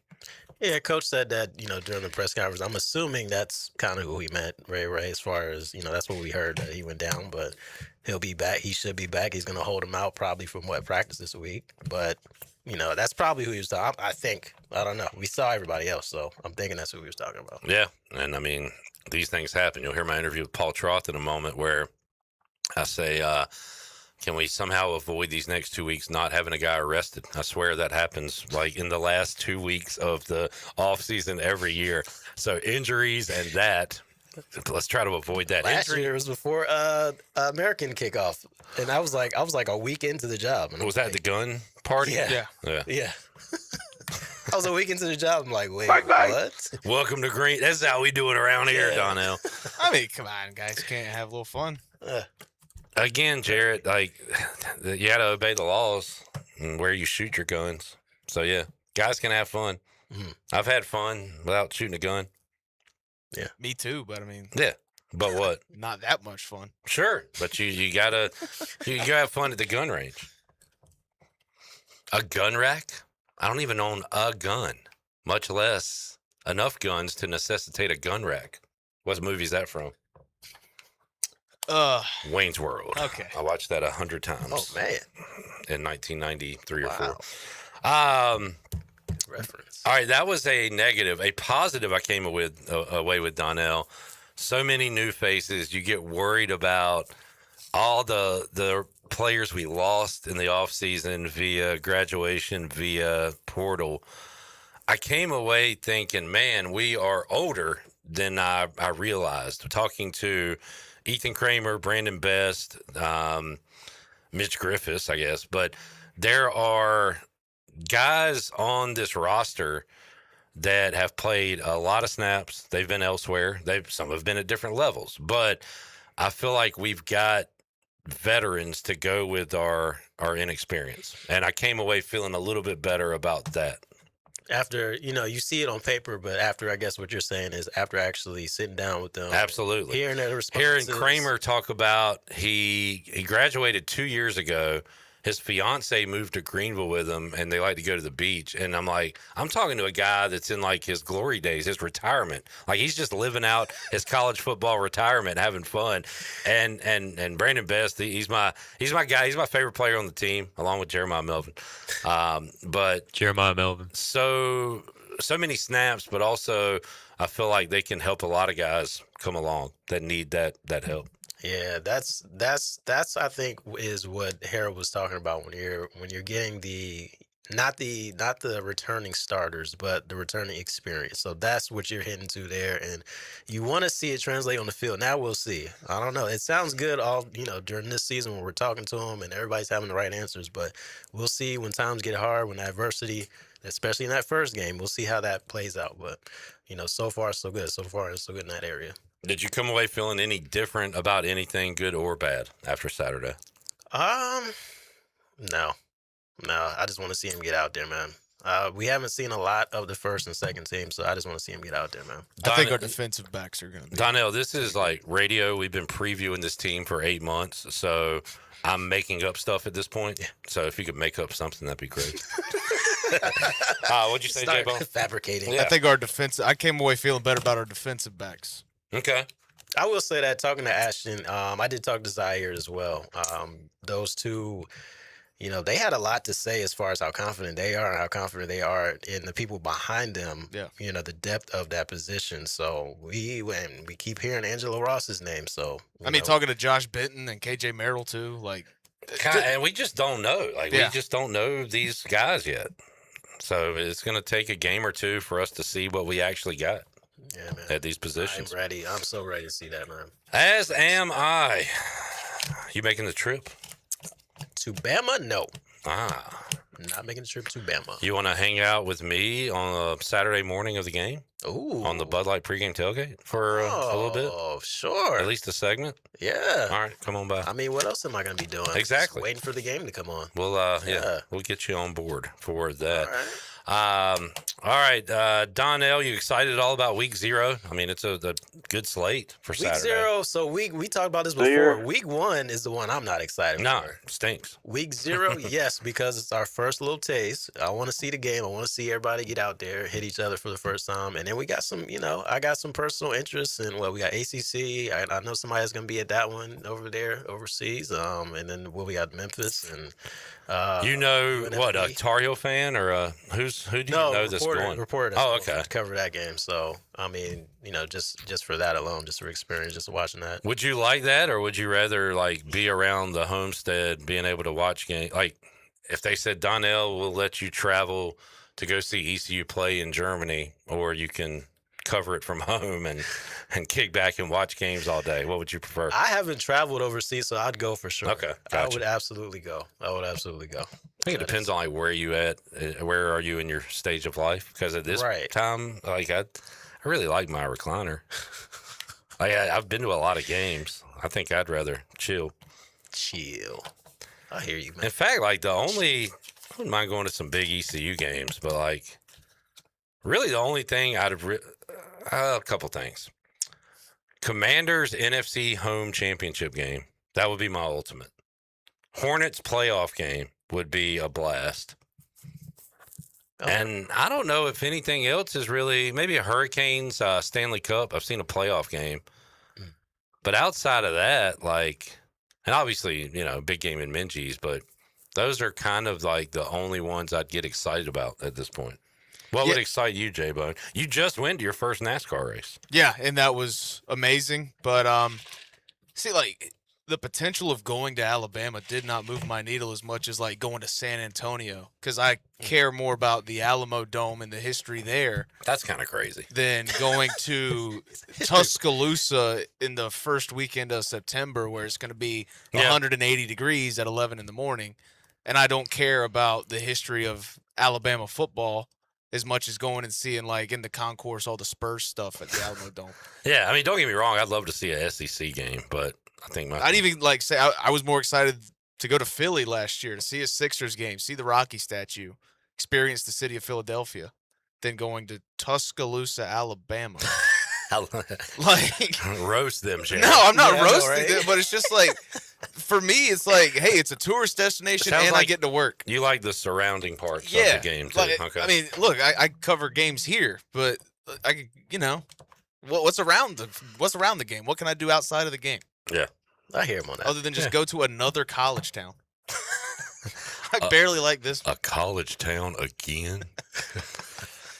Jamie said Jarrett is a maestro on the soundboard. Mike P said can't have too much squidbillies on the soundboard. So there we go. Atlanta, that place is funner than hell. There we go. Donnell, anything else on your mind before we let you go? Yeah, man, ACL's got a lot going on, man.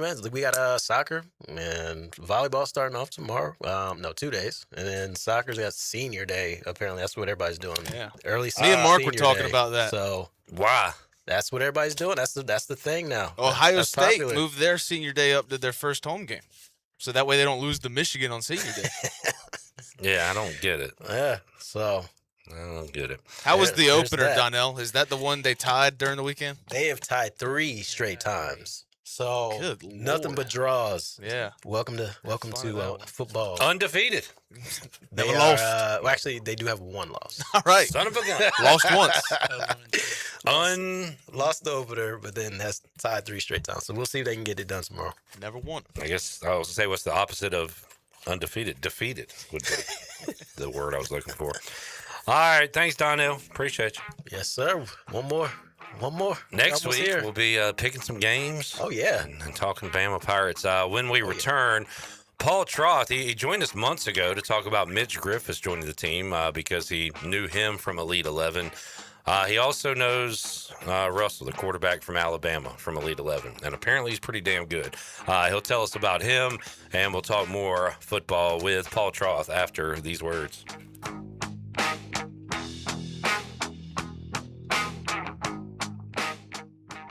Get ready, Greenville. Free Boot Friday is back. Presented by Brightspeed. And only in downtown Greenville. Join us as we kick off the season September 11th. Enjoy the cool beach tunes from the Embers from 5:30 to 8:30 at the 5 Points Plaza. And we'll have plenty of ice-cold beer, wine, and seltzers from Carolina Eagle. Sup Crushes from Crush Distillery. The New Look Kids Zone. And local food trucks. Come celebrate the start of football season with us in downtown Greenville with Free Boot Friday. For more information, follow the Downtown Greenville Partnership on Facebook and Instagram. Doug Henry of Greenville is looking for your trade-in and your business. Doug Henry of Greenville is right on the corner of Greenville Boulevard and Memorial, and always right on the price and looking to beat every offer out there. Just bring it in and you won't be disappointed. Doug Henry of Greenville has over 300 vehicles to choose from and brand new inventory arriving daily. And you can always check them out online at DougHenryGreenville.com. Doug Henry, right on the corner and right on the price. Hi, I'm Bram Anderson, owner of Tiebreakers. The next time you're planning a company lunch, neighborhood party, festival, tailgate, or private event, skip the stress.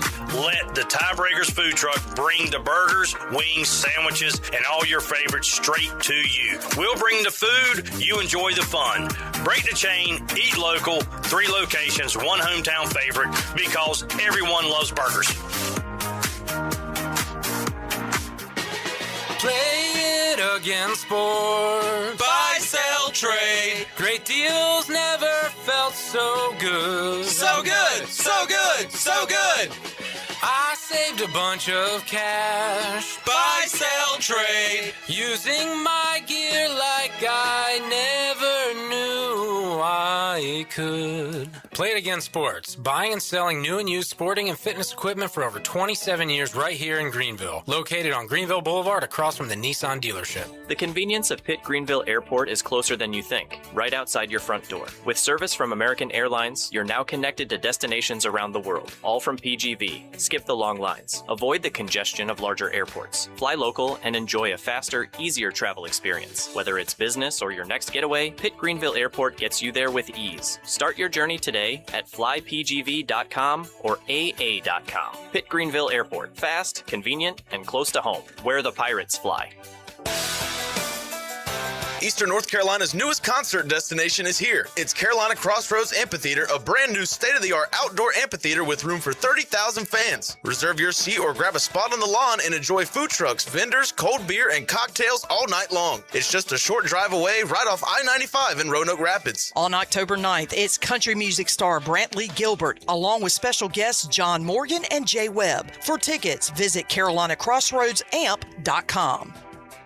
Here at the Holistic Company, we know that life throws you its fair share of curveballs. Like passing that drug test? Congrats. Now you can finally relax, kick back, and, well, light one up. You've earned it. With weekly events like trivia, karaoke, comedy, open mic, movie night, and, of course, all your favorites. Flour, merch, carts, edibles, and wellness products. Whatever you need to legally take the edge off, we've got your vibe covered. Order online at theholisticco.com or visit us at 5th and Evans in Greenville or at one of our other 2 locations in Fremont or Smithfield.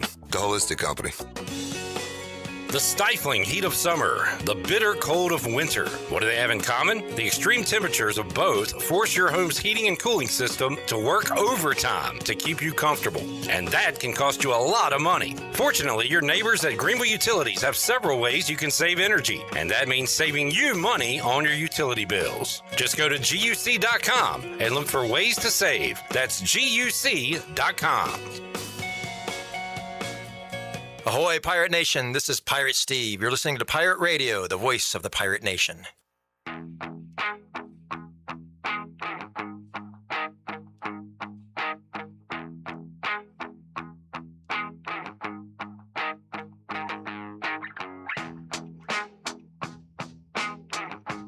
You're listening to Hour 2 of Pirate Radio Live. The Pirate Radio app is available now. Powered by Carolina Caliber. Download the app today and have Pirate Radio at your fingertips. Now, back to the show. Welcome back. Doug Henry of Greenville has over 300 vehicles to choose from and brand new inventory arriving daily. Doug Henry is easy to find on the corner of Greenville Boulevard and Memorial Drive and always online at DougHenryGreenville.com.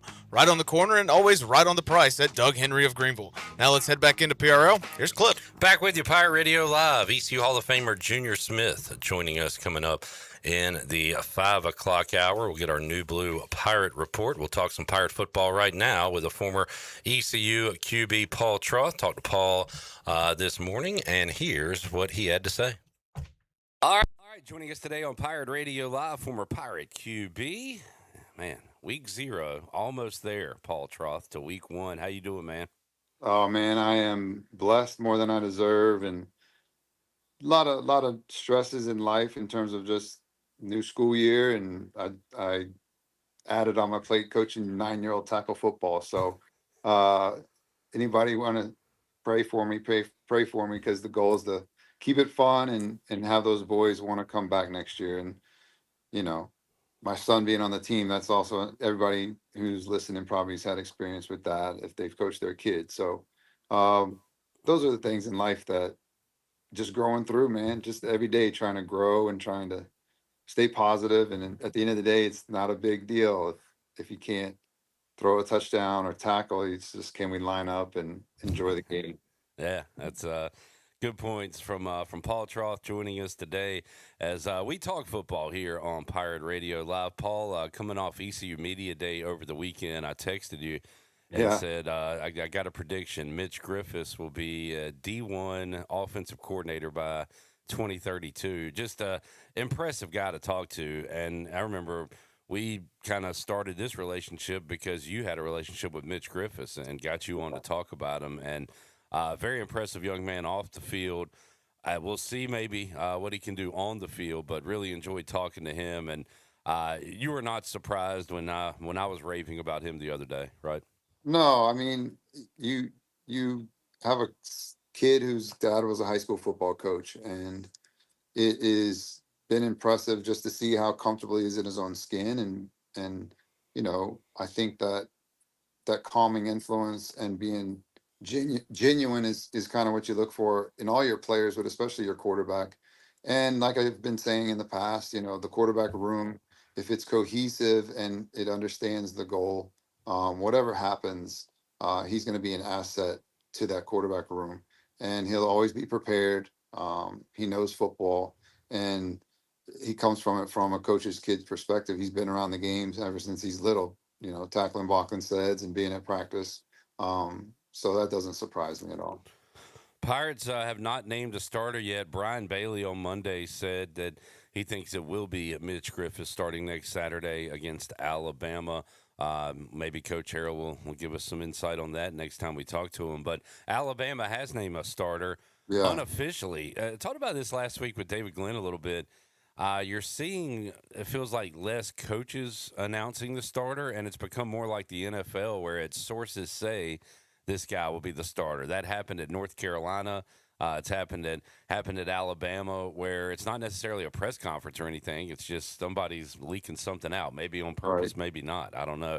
But we got a young, talented guy, Keelan Russell, getting the start for Super Bama. talented. Yeah, I was gonna say I've heard like he's like a Texas hero. What do you know about this kid? Well, he was our Elite 11 MVP Oh, boy. 2 years ago. Now that's in t-shirt and shorts. Yeah.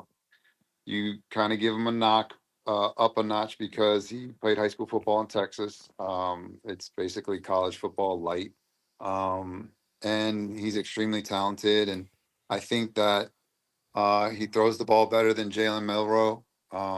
He's a quarterback. He's not an athlete playing quarterback. I think the more years we get down into this thing, from the high school ranks, the best athletes are playing quarterback. And he's a super talented kid. I think the coaching staff there at Alabama is going to have him prepared. And this will be DeBoer's first guy, so to speak. I mean, I have to believe like Keelan. Sorry, I know there was he made sure to make sure everything pronunciation is good.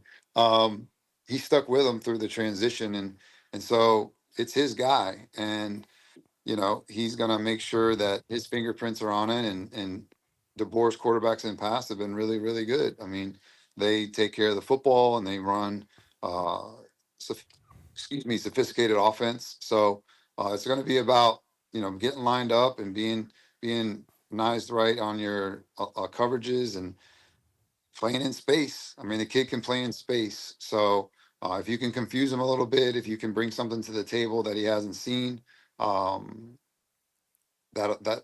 should help. They must believe in him, Paul, because to have a redshirt freshman you brought in starting, Tennessee is going with a true freshman quarterback from the state of North Carolina, I believe. And now that I think about it, Ohio State and Michigan have homegrown guys that they brought in. So I would love to see it trending this way rather than bring in a fifth-year, sixth-year guy to be your quarterback. I love the homegrown thing. And look, I know the portal is still going to be a thing maybe forever until we see some changes. But it is kind of neat to see guys recruiting kids out of high school and then, becoming eventually the quarterback. Well, the timetable just speeds up. I know that the class of 2028s, all those commitments are coming down the pike right now. Like the number one player, Vargas, just committed to Ohio State. There's a kid in our state, Anthony Turner, and he's number 4 in the country. I know they're going to start committing soon. So it would be wise to land those commitments. And then you obviously, a lot of those kids graduate early. So the more you can make them feel a part of the program and have contact with them, the better. And getting them on campus in the spring of their senior year of high school, the coaches can do enough with that time to manage it. I could see obviously always bringing one guy in from high school and then in the portal, kind of like what we're seeing with Alabama. The shocking thing with Alabama is like that kid was also with DeBoer in his travels. So it must say a lot about Keelan Russell to, overcome just not being used to the system as much as the other kid, and DeBoer trusting his gut with what he's seen in preseason practice. So yeah, it quarterback's not an exact science. I think at the end of the day, the guy you trust the most to take care of the football and get the team down the field is gonna take precedent. And these college coaches are good enough to tailor the offenses to do what the kids do well. Shorter leash, sure, Right. but most definitely, like, these coaches are good enough to figure it out. Paul, there's tons of off the field crap to talk about, but we got games this weekend, so I'm going to bypass that and then let's Okay. look at some matchups. You've got NC State, CJ Bailey. This is a huge game for State Yeah. and Virginia. Week Is zero. it still non-conference though? No, it's not. This is a Oh, it's a conference conference game. game. I Okay. asked that question to David Glenn this week because I had the same question, Paul. But no, this is Wow. a conference game, week zero, against two teams kind of there in the middle, trying to get to the top of the pack, so to speak. But what's your take on NC State, Virginia coming up? Well, I know NC State with CJ Bailey, they got a veteran coming back. This is a big year for him. I think Wolfpack fans can grow impatient, just like any fans, but uh, staking your claim on a solid ground that you have a returning quarterback is huge. I think Virginia's bringing in Prabula, who's been all over the place. But Tony Elliott, he's a heck of a coach, man. He's done a great job. I mean, for the past couple of years, he's changed the culture there in Charlottesville, and it's going to be a really good game. Excuse me. That's my youth tackle voice leaving me. Oh, yeah. But Wolfpack fans I think what they want is some consistency, and I think that the culture is great. Doran's going to a great job. He's a great coach. They want his identity is on that program. But CJ Bailey is athletic. He makes plays. Just got to take care of the football. But yeah, that's a super exciting matchup for week zero. Awesome game. Before that, we'll have North Carolina TCU from Oh, Dublin. And I kind of pick on North Carolina and what Belichick did last year. They do have an offensive coordinator that has, won a lot of games and drawn up a lot of good offenses. He's also been the butt of jokes as well, Bobby Petrino. But Yeah. can he come in and get that Tar Heel offense going? I think I looked at it, Paul. It's like a former Harvard quarterback versus a former Wisconsin quarterback. Is that the matchup?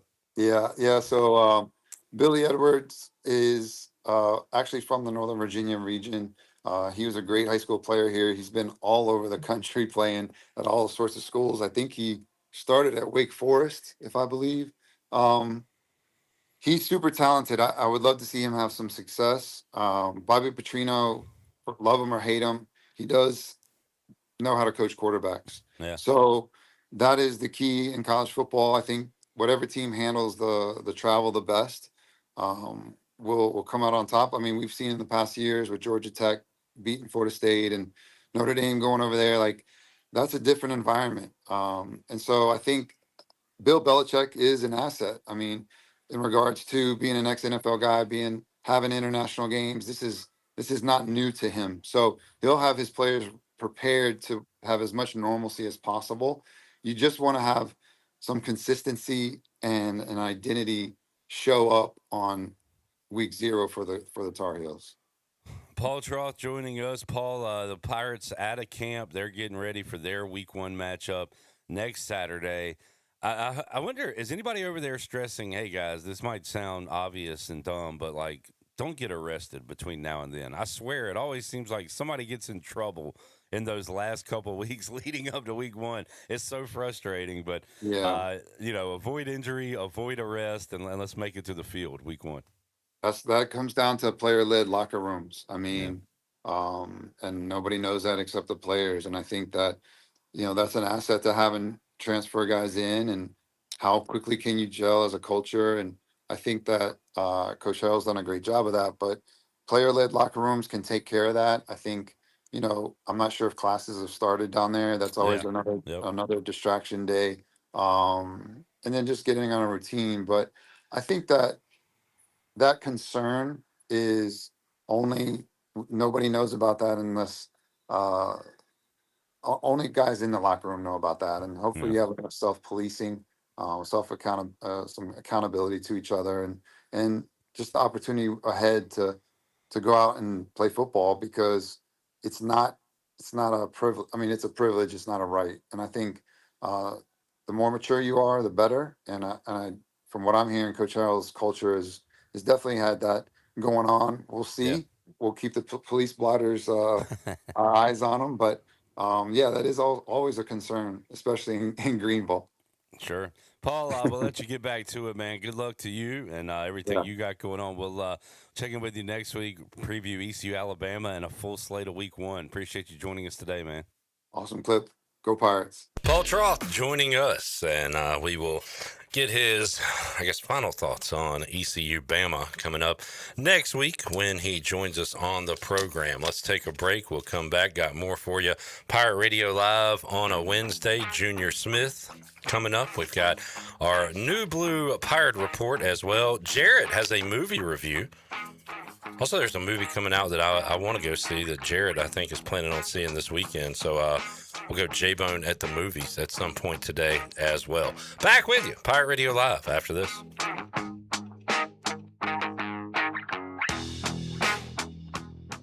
Hey, Pirate fans, I'd know you'd do anything for a win on game day and an ice-cold Bud Light. Because whether you're tailgating in the parking lot or parked on the couch, sitting on your lucky stool at the bar, or standing in the fan section all game long, the clean, crisp taste of Bud Light turns a win into a win-win. A win isn't a win without the clean, crisp taste of Bud Light. And there's nothing easier to enjoy than that. Bud Light, easy to drink, easy to enjoy. Enjoy responsibly. Anheuser-Busch, Bud Light Beer, St. Louis, Missouri. Proudly distributed locally by Carolina Eagle Distributing since 1989. This August, head on down to Capital Subaru of Greenville for the Subaru A Lot to Love event. Get behind the wheel of a brand new 2026 Subaru Outback Premium with $4,304 total due at signing. You can lease it now for just $305 a month for 36 months. That's only $10 a day. Hurry down to Capital Subaru of Greenville today before this deal ends. It's all happening right now at Capital Subaru of Greenville off Memorial Drive or online at capitalofgreenville.com. Capital Subaru of Greenville, where your adventure begins.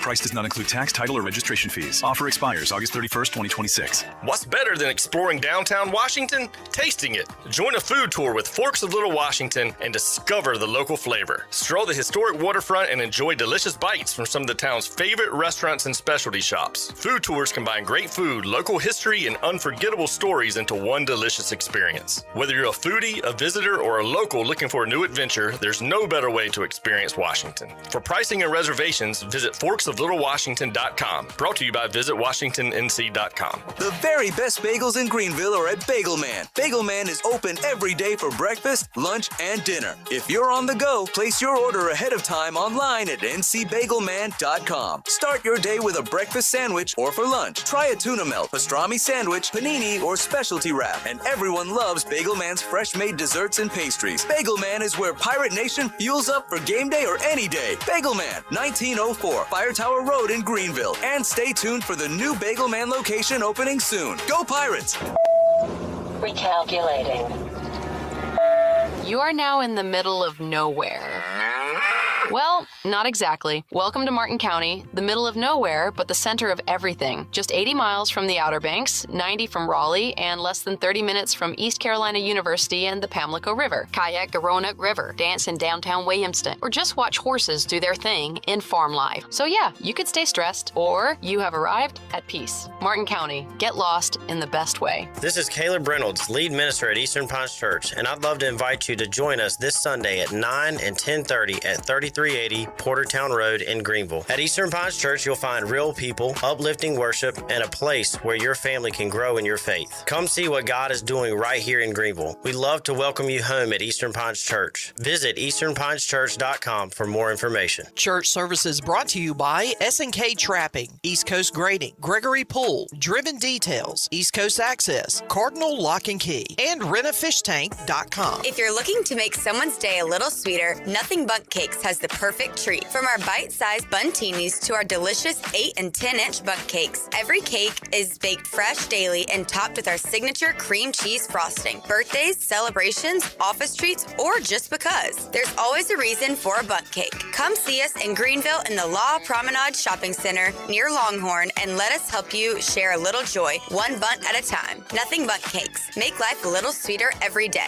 Switching is easy. We do it all the time. We switch on the lights, we switch TV channels, channels, some of us switch partners while square dancing. Well, that's a stretch. But what's not a stretch is how you can switch and save with State Farm. In fact, this is State Farm agent Timothy Sawyer right here in Greenville. We can switch your auto and home insurance so you can start saving today. My team and I are ready to welcome you to the State Farm neighborhood. With Timothy Sawyer State Farm, it's easy to switch and save. Just give us a call, 493-0002. Like a good neighbor, State Farm is there. Hey, this is John Gordon, author of The Energy Bus, and you're listening to Pirate Radio, the voice of the Pirate Nation.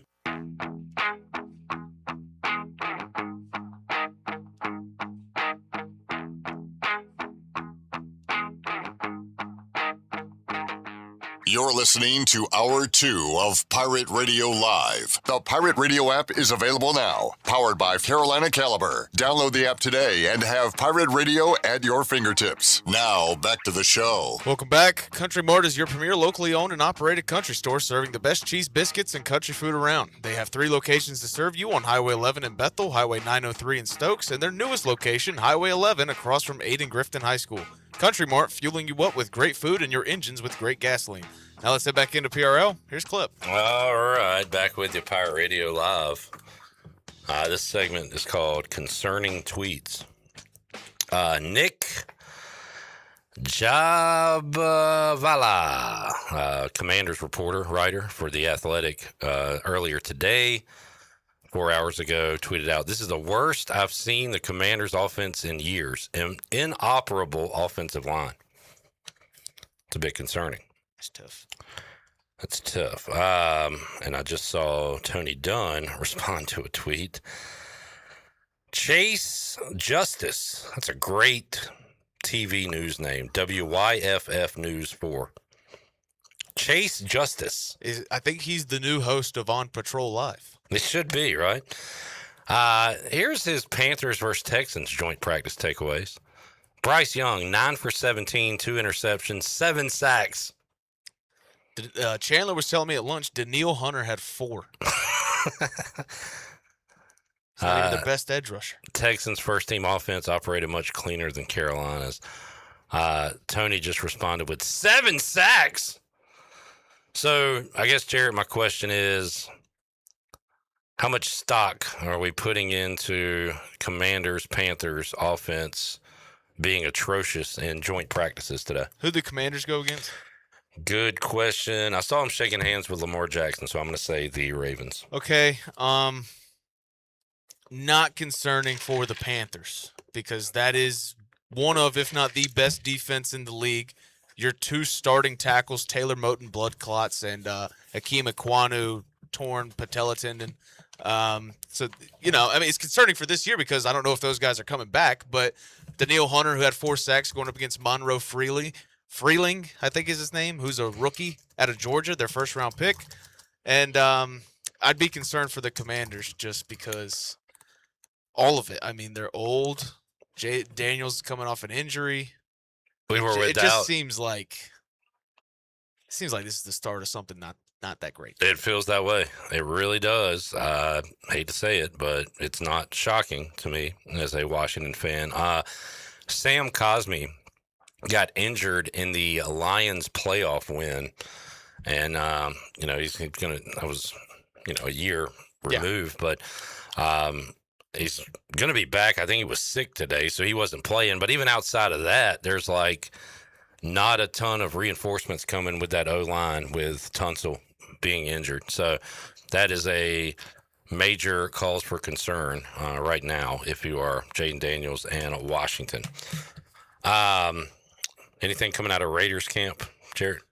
Clint Kubiak has refused to name a starting quarterback, so that is, something on the Fernando front. So I guess month, maybe more than a month ago, there was Kirk Cousins is the number 1 quarterback. I assumed that meant was for the season. That meant for camp or that's going into training camp. Right. He's our guy, and so that was used to light a fire under Fernando and Aiden O'Connell, and he said hopefully that would push Kirk. Yeah, and I think it has. And I think both the backups have performed well. So there is a chance Fernando could start week 1. There is a chance, yes. Unlike I don't think the organization wants that. I think they want him to sit. Yeah.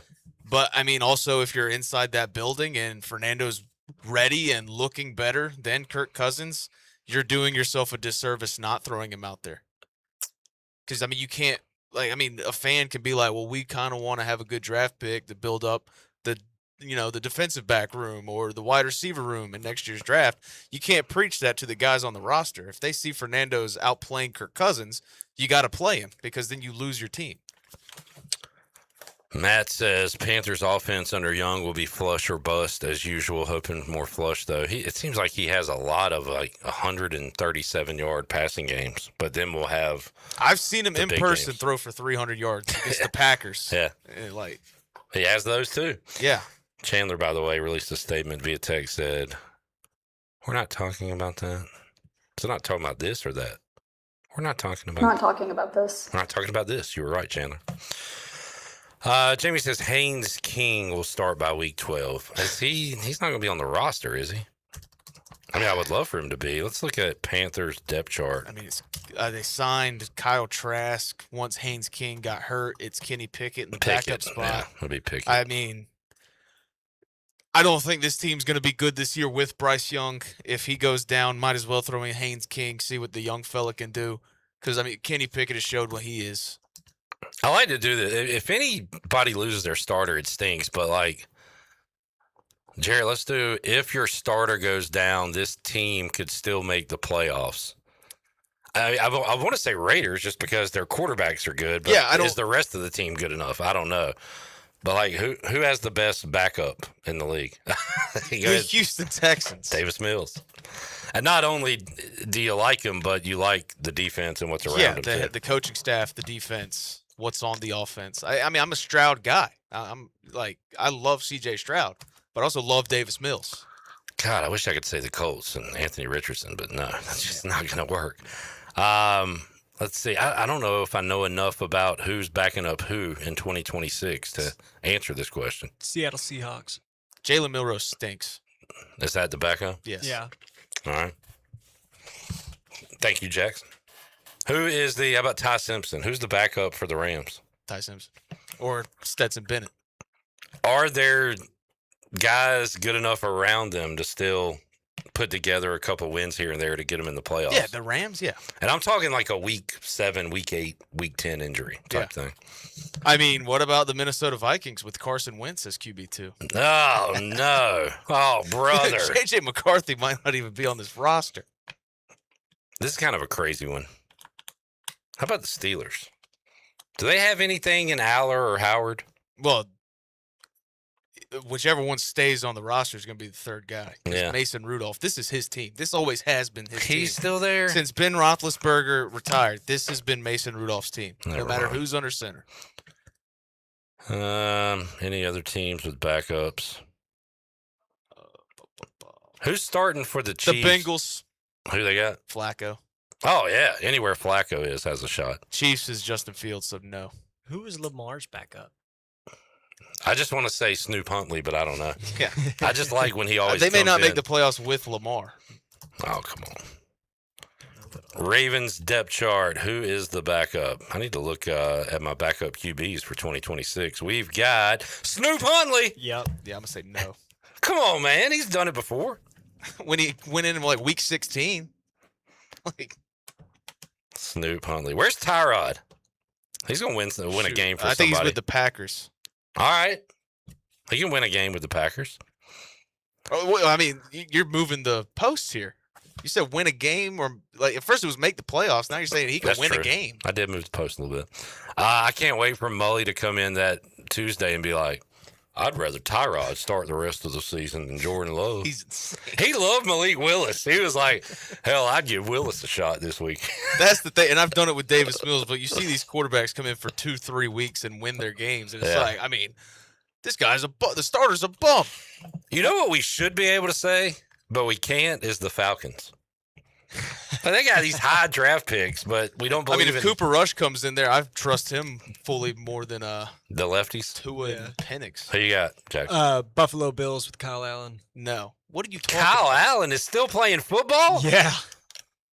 You're just naming backup quarterbacks at this point. We're talking about making the playoffs after a 10-week stretch. He's naming backup quarterbacks on good rosters.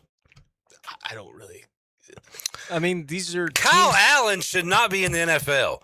I made a joke, and actually I had one of my friends believing it, that he was Ron Rivera's like mechanic, because Ron Rivera had him in Carolina, took him to Washington, and the only reason he did was because he's his personal mechanic and would help out on his car.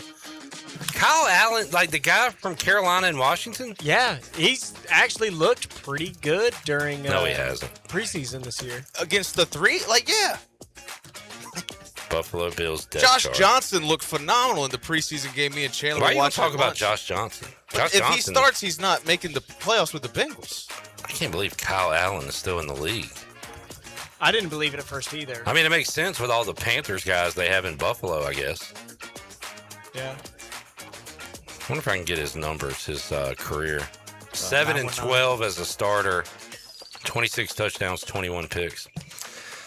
Played in 3 games for Detroit last year. He has been around. Back with you. Junior Smith joins us. Hour 3, talking Pirate football and more. Back with you after this.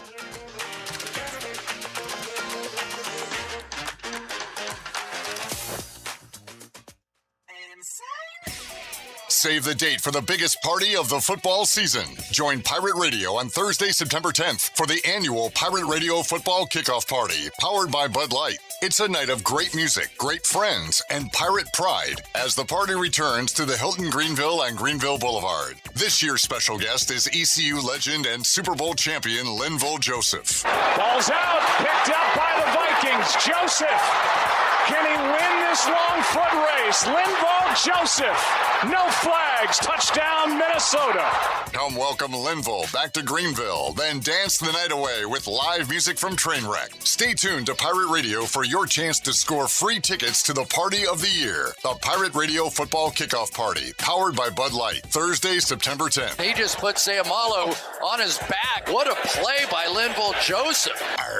Party like a pirate with Pirate Radio, the voice of the Pirate Nation. Summer is going out with a bang at the Winterville Watermelon Festival. Thursday, August 27th, cruise-in car show and wristband night. Unlimited amusement rides, just $25. Friday, free live music, vendors, rides, and a Taylor Swift tribute by Phelan 22. Saturday, it's Watermelon Jam, featuring Colin Stow and country superstar Easton Corbin. Then Sunday, wristband day, 1 to 6 p.m. Rides just $25. The Winterville Watermelon Festival, August 27th through the 30th. Full schedule and tickets at watermelonfest.com. Hey Pirates, it's Lindsay Gray from Carolina Caliber. Whether you're getting pumped to cheer on the Pirates or prepping for a deer stand, here's a reminder. There's a time to amp it up and a time to tone it down. Save the noise for game day. Quiet your cannon with a suppressor from Carolina Caliber. We specialize in making suppressor ownership easier than ever, guiding you through every step of the process. We carry top brands like Silencer Co., Surefire, Thunderbeast Arms, Huxworks, Bergara, and many more. Shop online or visit Carolina Caliber on Fire Tower Road in Winterville. It's a time-honored tradition. CopyPro, the professional office systems people, have been serving Eastern North Carolina since 1971. From Greenville to Wilmington, businesses trust CopyPro for reliable technology, award-winning service, and top brands like Konica Minolta and Ricoh. Need multi-function printers, document management, or network solutions? CopyPro delivers powerful tools backed by certified technicians and a team dedicated to your success. CopyPro, professional people, professional systems, powerful results. Visit copypro.net or call 756-3175 today. I'm Sam Jones, and for more than 3 generations, my folks have kept the fires burning for Eastern North Carolina Whole Hog Barbecue. At Sam Jones, you'll find our smokehouse pumping out wood-fired meats, cooked fresh every single day. There are no freezers at our place. Everything, and we mean everything, is made fresh daily, including our sides, sweets, and sauces. Stop in and see us, and I bet you'll be able to taste our passion in just one bite. At Sam Jones Barbecue, you'll find plenty of smoke, but no mirrors. This summer, the heat is on, and the savings are even hotter at East Carolina Chrysler Dodge Jeep. Save big on 2026 Ram trucks. Save up to 25% off select 2026 Ram 1500s. That's a savings of up to $23,863 off sticker price. Need heavy-duty power? Save up to $12,000 on a 2026 Ram 2500 or 3500 heavy-duty with a 10-year, 100,000-mile powertrain warranty. And check out the Jeep savings. Save up to $8,000 $12,000 on a 2026 Jeep Grand Cherokee, America's most awarded SUV. Save up to $12,000 on a 2026 Jeep Gladiator and save up to $11,000 on a 2026 Jeep Wrangler. The weather isn't the only thing that's hot this summer. It's the Make This the Summer event at East Carolina Chrysler Dodge Jeep Ram. East Carolina Chrysler Dodge Jeep, across from the Cockerell in Greenville. Come see us! Tax tags at $8.99 admin fee not included. See dealer for details.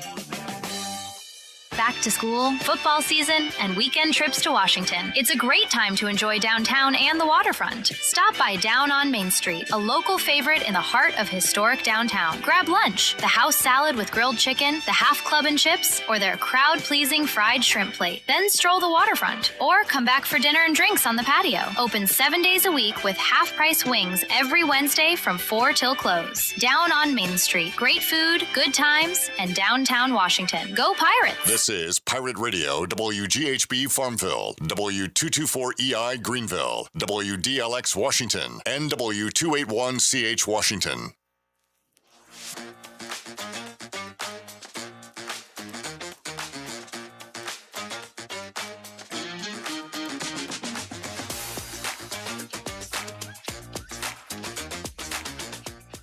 You're listening to Hour 3 of Pirate Radio Live. This hour of PRL is brought to you by Bud Light, reminding Pirate fans to stay in the game and drink responsibly.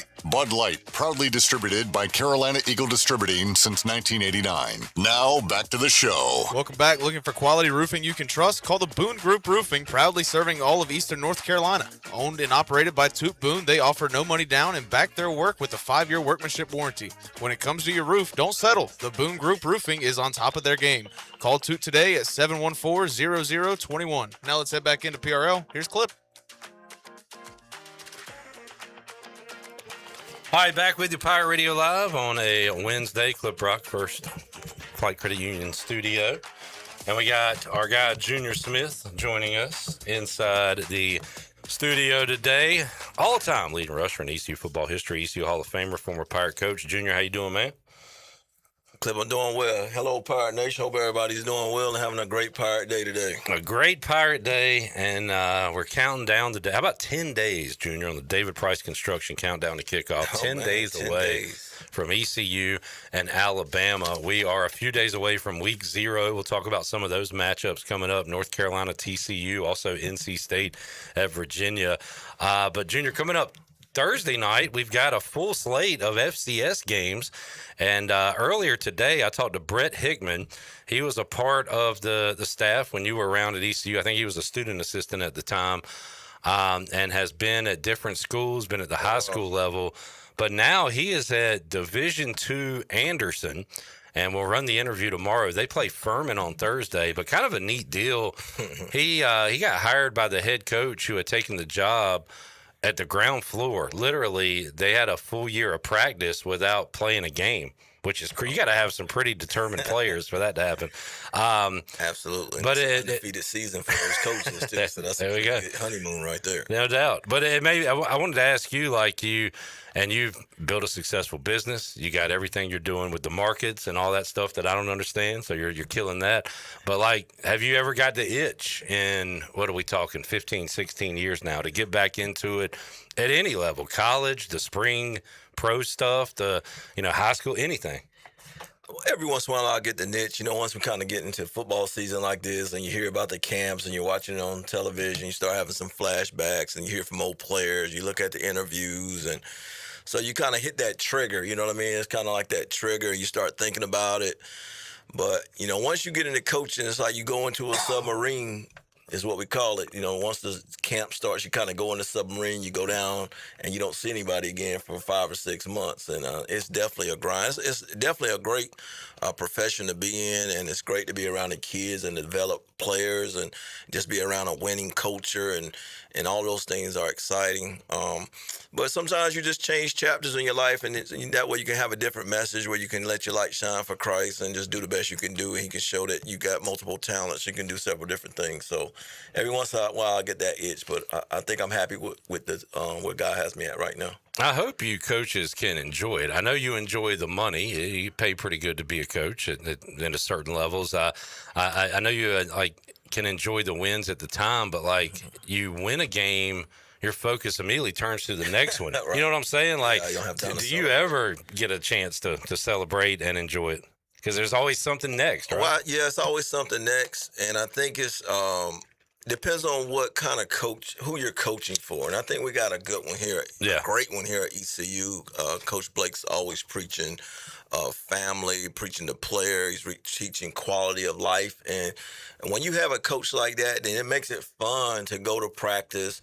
I think he switched up what time they practice, like in the mornings, so they can practice in the mornings when you're at your best and you get a little rest, and now you go tackle class. And so I think it's that environment that gives the coaches a chance to come in early, be with the players. Now they get a little break, watch film, and it's not as much pressure, and they get more flexibility as opposed in the old days. You had to all day you had to sit around preparing, and then you had to see how your players were going to respond when they came back from class. Now you're trying to, they done spit the water in class and studying and getting back and forth on the bus to practice. And it was kind of hard to get your best out of your athletes. So I think what I'm saying is basically the quality of your life, like Coach Blake is giving these guys, I think they're excited. That's why you can see the culture shift here at ECU. You guys are so day-to-day, week-to-week in season. And then when the season ends, it's about what do we got for next year. I heard Rasheed Wallace telling a story that when he was in high school, he saw North Carolina beat Michigan in the national championship.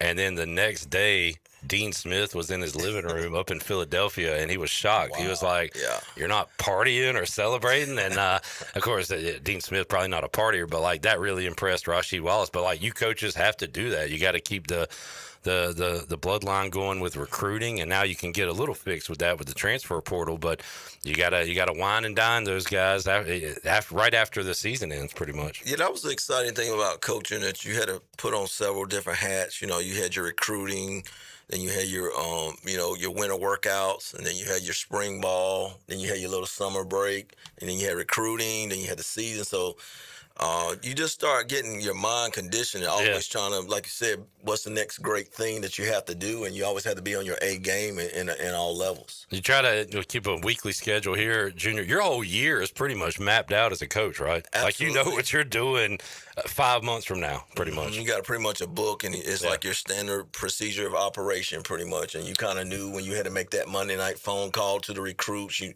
know, when we would come into the office in the mornings, you needed to go ahead. We used to write a little note to the players and mail out, your top 20 players. Hey, thinking about you this week. We had a big win last week, so you're handling your recruiting. Then you're looking at your video. Then you're getting with your players and then make sure their academics are well. So you definitely earned that money. No doubt. Junior Smith joining us. Got a question for Junior. I'll let you think about this one. We'll get to it later. But he said, who are your top running backs in the league? He's talking about the NFL currently. And do you watch enough NFL now? Yeah, you play fantasy, right? So we'll get some of your favorite running backs in the league right now. He says any rookie or second-year running backs that you think will be good. So you got to... I have to do some homework on that one. Yeah, homework, exactly. Matthew says, what's up? What's up, Matthew? Matt Redmond says he watched ECU South Carolina the other day, 1994. He said Junior went off. They won by 14. Post-game, a young Brian Bailey interviewed Steve Logan, and Logan was irate. He said, man, I miss those days. Brian Bailey said that Steve Logan would be more upset, at least with the media, after a win than he would have lost. He said it was the craziest thing ever. Yeah, I don't understand that. Same thing with, that's what Skip Holtz was the same way.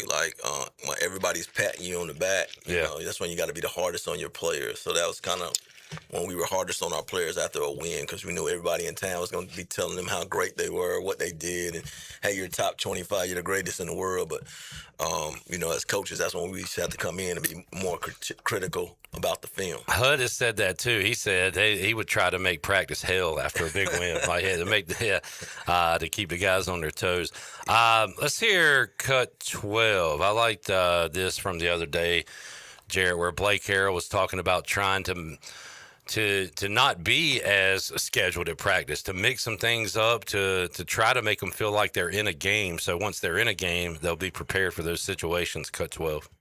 Yeah, they're probably about tired of me in preseason camp. I've tried to put those guys in situations so that when something comes up this fall, we've already talked about it. We've already, discussed that situation. They've been in that situation in practice, whether it's a third, fourth down sequencing, second, third down sequencing, backed up, coming out, goal line, reds, whatever the situation comes during the game, we're putting them in live situations. We had some sudden changes this week where it wasn't on the practice script. We just stopped practice. We'd go to a situation. That way they didn't have time to really think about it. They just had to react. And making sure our philosophies match up on that. Coming from, different backgrounds, they may not know, like, hey, here's what I want to do to make sure we win football games. It's my job to articulate that, communicate that, and make sure we're all on the same page. I think we have about 30 people in our staff room each morning for meetings, and I want to make sure all 30 folks in there understand the expectations of situations and how we're going to react to it and how we're going to be aggressive and attack those things. I got a note from John David the other day, just showing his gratitude and all those things. But the one thing he said in there is, don't ever forget, in 2024, him nor me thought we'd be the places we are right now. And don't ever forget what got us both there. It was the aggressive attacking style that he had, that we had as a football team. Let it loose, play with house money, and that's how we still need to play. That's who we are. We can't ever forget that on both sides of football and how we go about running our program, because that's very important. That'll help us win games. That was really cool at the end. John David Baker, now at Ole Miss, talking about 2 years ago, who would have had him there, and Blake Harrell as the head coach here. But I like the part, Junior, where he's talking about the quick changes and maybe mixing it up a little bit and throwing a, hey, it's 2nd and 4 on this hash. Like, you really are trying to put him in every situation possible. It's got to be a tough feeling as a coach, like you're in a situation in the game that you didn't practice or whatever, and you try to avoid those as much as possible, right? Right. I think for me, as a player, when we used to do that, like, we were out there and you're in the middle of, like, protection, picking up Robert Jones in pass protection, cutting a Jerry Dillon down on the goal line. As a player, like, you just playing. But I think this is more for the coaches. To me, I think you're putting the coaches in a situation. They're practicing their certain go-to plays, and they're rehearsing. And now you can go into the video room, and then you show the players, and now they can have a better perspective. But I think when you're out there live and in the drills, the players are just really trying to survive one play at a time, make sure they're getting good effort, make sure they're getting their assignments. Now the coordinators and the quarterback coach and the players and the quarterbacks, they're locked in. But as far as from the other players' position, you're really just locked in, kind of in your manhole of doing your assignment at that time until you get to the video. Junior Smith played and coached here at East Carolina, sees it from both perspectives. Let's hear Jarrett. I asked him about the leaders. We'll go cut 8. Who are the guys that have a voice that the players will listen to? Cut 8. Actually, thank you for the question, Cliff. Just trying to push that a little bit this week of guys to step up. Brandon Best and Hayes Creel, I think, have a great opportunity. And I told him, like, hey, man, just because you came in January don't mean you can't run the show out there. Don't mean you can't be the guy. Demarius Hines, just because you missed last season with an injury don't mean it's not your time to kind of take over and run the defense. Cruz Law, hey, you at some point, you got to take this thing and be the field general out there. Mitch has always done that. That's just his personality. He's a GA on the field. He does a great job with that. He wants to be a coach. He wants to, be in this thing for long term. But we're trying to push some of those other guys that need to be that. Like the Preston Carr, he's in a position where he can, he does that, and he's in a position where he's got his hand on the ground. He's not necessarily the field general, but in the locker room, he's got a voice in there. And I think some of those guys are starting to step up and step along with that. DeJuan Lacey, I love his energy that he brings. But we got a few other guys we got to keep pushing in that direction. Yeah, Junior, I like that message because you don't really think about it. You're like, all right, a leader is probably a returner that's been in the locker room for a while. But he said, hey, Brandon Best, you're our elder statesman. You got here in January, but now you've been here long enough. And he does it with this playing in practice and what he says in the locker room, and those guys can be leaders on that's the new age of college football too, Junior. We don't have any Junior Smiths in here for 4 years that can lead. You're going to have to look at other guys at this point.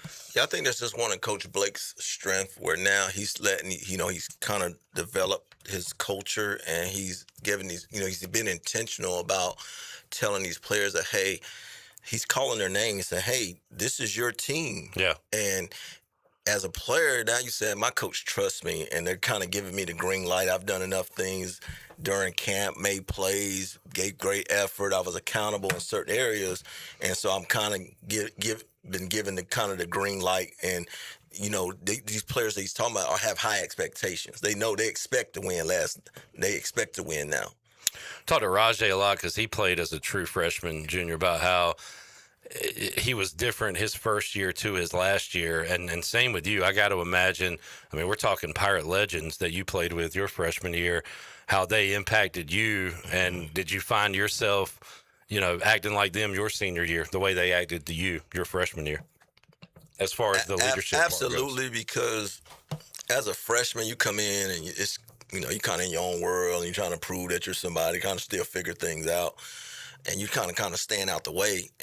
But you had the seniors and the older guys, they had more like a sense of urgency. They kind of know what the coaches is. They're moving. Yeah. They know what it takes because they didn't like, some of the losses they had the year before. So they're trying to make a change. And so that way, the sense of urgency, and they're trying to bring the freshmen along like, hey, that's not how we do stuff here. Like, you got to pick it up because, you might be put in this situation and it might come down to you to, your play, making that one play for us to win the game.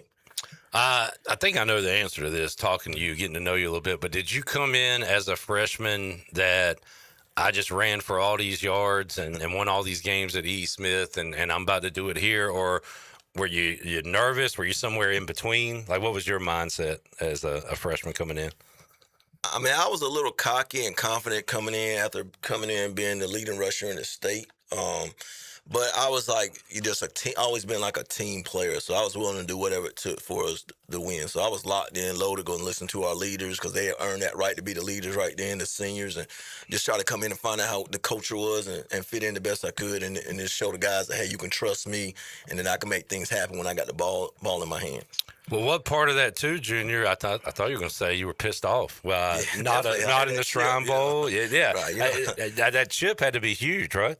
Well, absolutely. Where at first ECU didn't know if they wanted you or not. You know what I mean? So that was like, hey, I'm going to come in and prove in the world that, hey, I'm shock the world. That used to be my motto. I'm going to shock the world. And I've been in championships and won championships before. So I wanted to come in and just kind of establish myself and then try to establish myself as a leader and knowing that I can help the program. I might ask you, what was your recruitment like? Who was looking at you? Who was talking to you? So it came down to, like I said, I committed the app early, but I took a trip out to Big Ten school, Minnesota, and then just the UNC and State. Those guys were looking and coming to practice all the time, but they never pulled the trigger. Who was Minnesota's coach? Do you remember back then? I don't remember. All I remember is I probably messed up because back then it was normal to wear like sweatsuits and jogging suits with other teams and stuff on it. So I think I went on that recruiting trip and I had like a Syracuse sweatsuit on like that. Oh no! And didn't realize that I didn't know what I didn't know at the time. You know what I mean? I was just happy to get out of Fayetteville on a flight to be recruited and go into a Big Ten school and that type of thing. So that was pretty interesting for me. That's funny. Wait, John Gutekunst. How do I know that name? Did he do something at ECU? Right. Let's see. East Carolina special team 2009. Oh, wow. Looks like he was the head coach. I recognize that name. Yeah, I didn't even know he came back. You missed Lou Holtz by a few years. Yeah. And also Jarrett's guy, Jim Wacker. Okay. Wait, Gutekunst, that was like a... I think his son is with the Packers, maybe. Okay. Yeah. Yeah. The GM, maybe? Yeah. Yeah. He's terrible. I believe... Drove Aaron out of town, man. His son, Brian Gutekunst, is the GM of the Packers. Yep. So there you go. That is, for a kid, a harmless mistake. But think about Coach Junior Smith at ECU.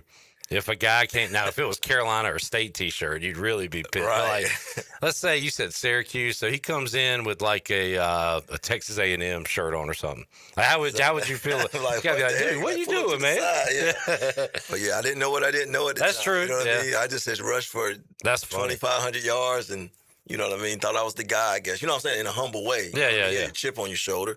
But yeah, that's it was a learning experience. Let's take a break. We'll come back when we return. I got some interviews with the running backs coach now. I referenced Junior in a conversation we had, so we'll hear that with Coach Julian Griffin and also TJ Engelman, Pirate running back. We'll hear those when we return. Back with you after this.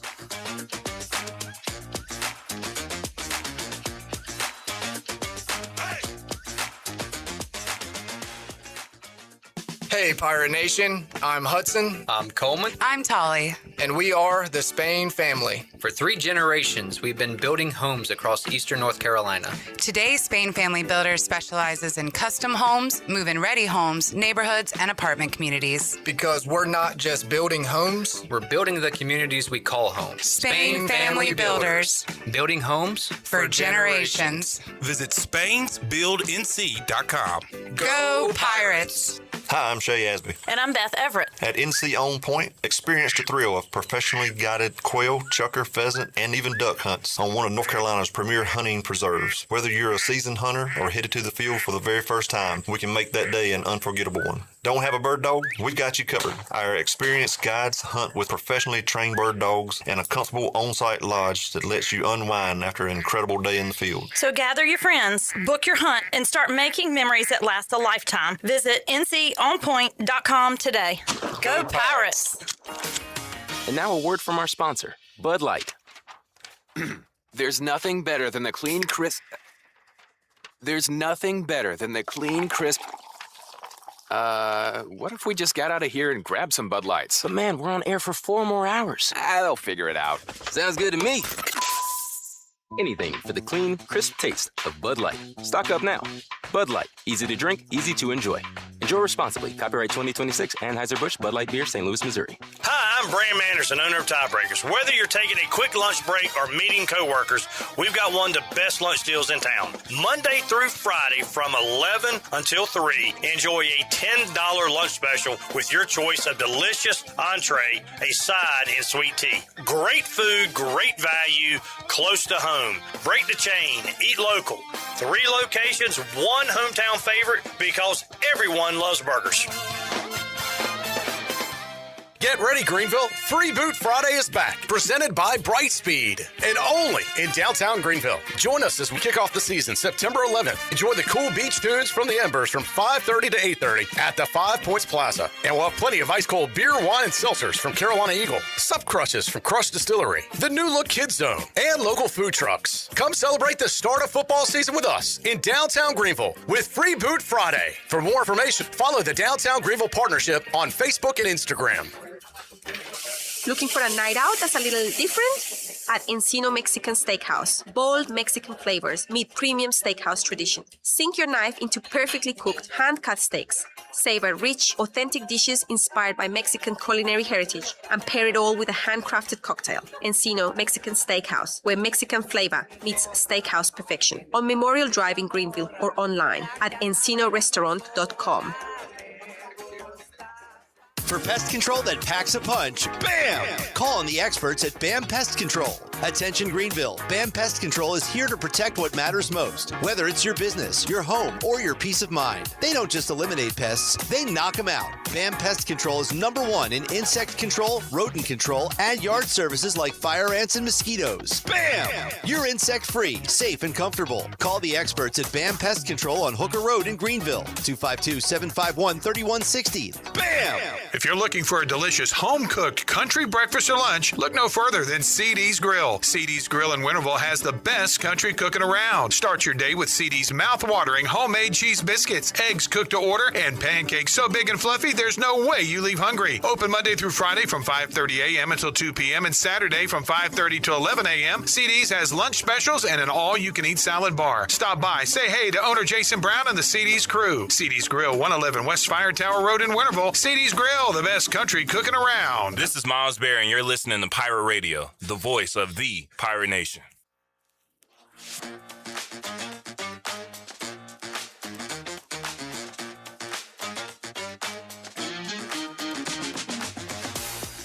You're listening to Hour 3 of Pirate Radio Live. This hour of PRL is brought to you by Bud Light, reminding Pirate fans to stay in the game and drink responsibly. Bud Light, proudly distributed by Carolina Eagle Distributing since 1989. Now, back to the show. Welcome back. Play It Again Sports, buying and selling new and used sporting and fitness equipment for over 27 years right here in Greenville. Located on Greenville Boulevard, across from the Nissan dealership. Play It Again Sports, buy, sell, trade. Now let's head back into PRL. Here's Clip. All right, back with you. Pirate Radio Live, getting ready for the Pirate Radio football kickoff party, which is coming up September 10th at the Hilton. You can get your free tickets starting tomorrow, Thursday, at Tiebreakers, the original Tiebreakers, and UBE. Tickets are free. Must be 21 or older, but come have fun with us at the Pirate Radio football kickoff party. Kenny said, who will be on the fifth quarter with me this year? More on that in a little later, Kenny, but we're going to have a good cast of characters joining us to recap each and every ECU football game this season on the fifth quarter. We got another question for Junior, something to think about. Do you have any schools that had fans that were worse to you than others? Anybody stand out? Angry crowds? We'll think about that. Right now, The Tar Heels. right now, Jarrett, let's run Julian Griffin, the running backs coach here at East Carolina, and had a chance to talk to him at Media Day. Here is Coach Griffin on our New Blue Pirate Report. All right, Coach, talk about your room a little bit. I saw Michael Allen kind of gimpy after scrimmage one. How's he doing? How's he been doing this week? Yeah, man, he's doing great. Biggest thing, obviously, physically, it is what it is right now with him. But most important thing, mentally, man, he's all the way locked in. He's having a great great fall camp. He's done everything, above par with us. And biggest thing for him is getting healthy and being ready to go September 5th. Tell us about Ashton Gray, a guy that comes over, and then we're very excited about him. How has he looked this offseason leading up to the season opener? Yeah, man, he had a phenomenal summer, which led into fall camp, and then this fall camp, man, he showed up.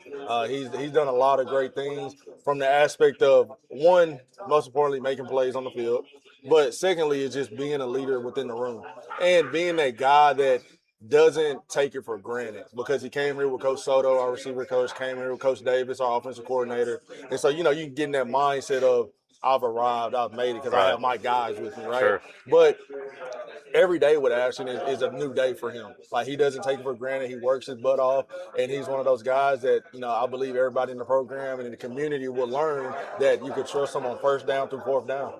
Sometimes we talk too much about the new thing, the new toy, but forget about guys like Engelman, who I don't think I've talked about enough this offseason. But how about him? And also, DeJuan Lacey looked really good in about a game and a half before he got hurt, unfortunately. But those two returners, how have they looked? Man, TJ, he's probably the one that I'm most impressed with, simply because there was a lot of gray area over TJ from my perspective, just because I didn't really know him. Yeah. Versus DeJuan, I've known DeJuan since he was a freshman in high school, because he's a Texas kid and I'm from Texas, so I've known him, right? And so, but man, seeing the growth that TJ has had from January, I got here January 5th up until today, has been phenomenal. I mean, he's a great leader. He's very mature. He's extremely smart.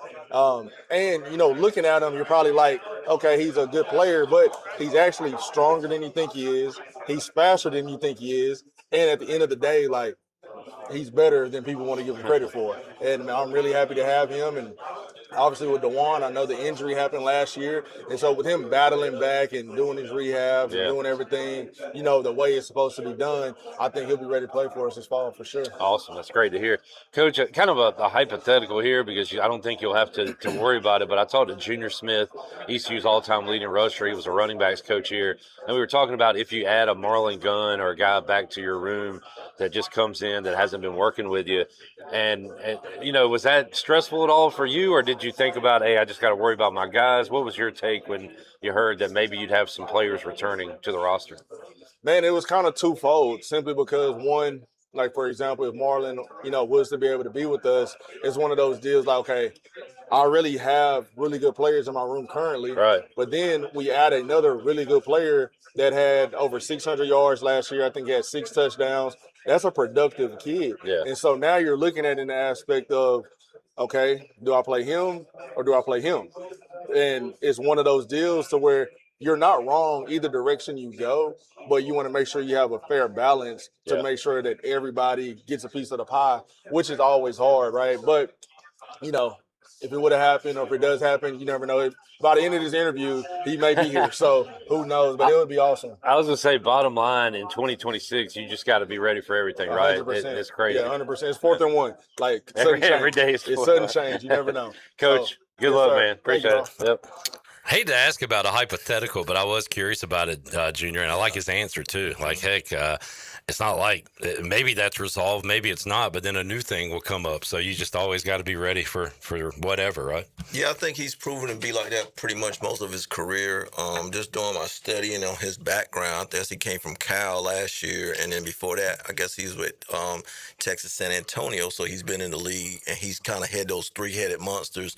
So he's come from some good programs, and everywhere he's been, they've been productive.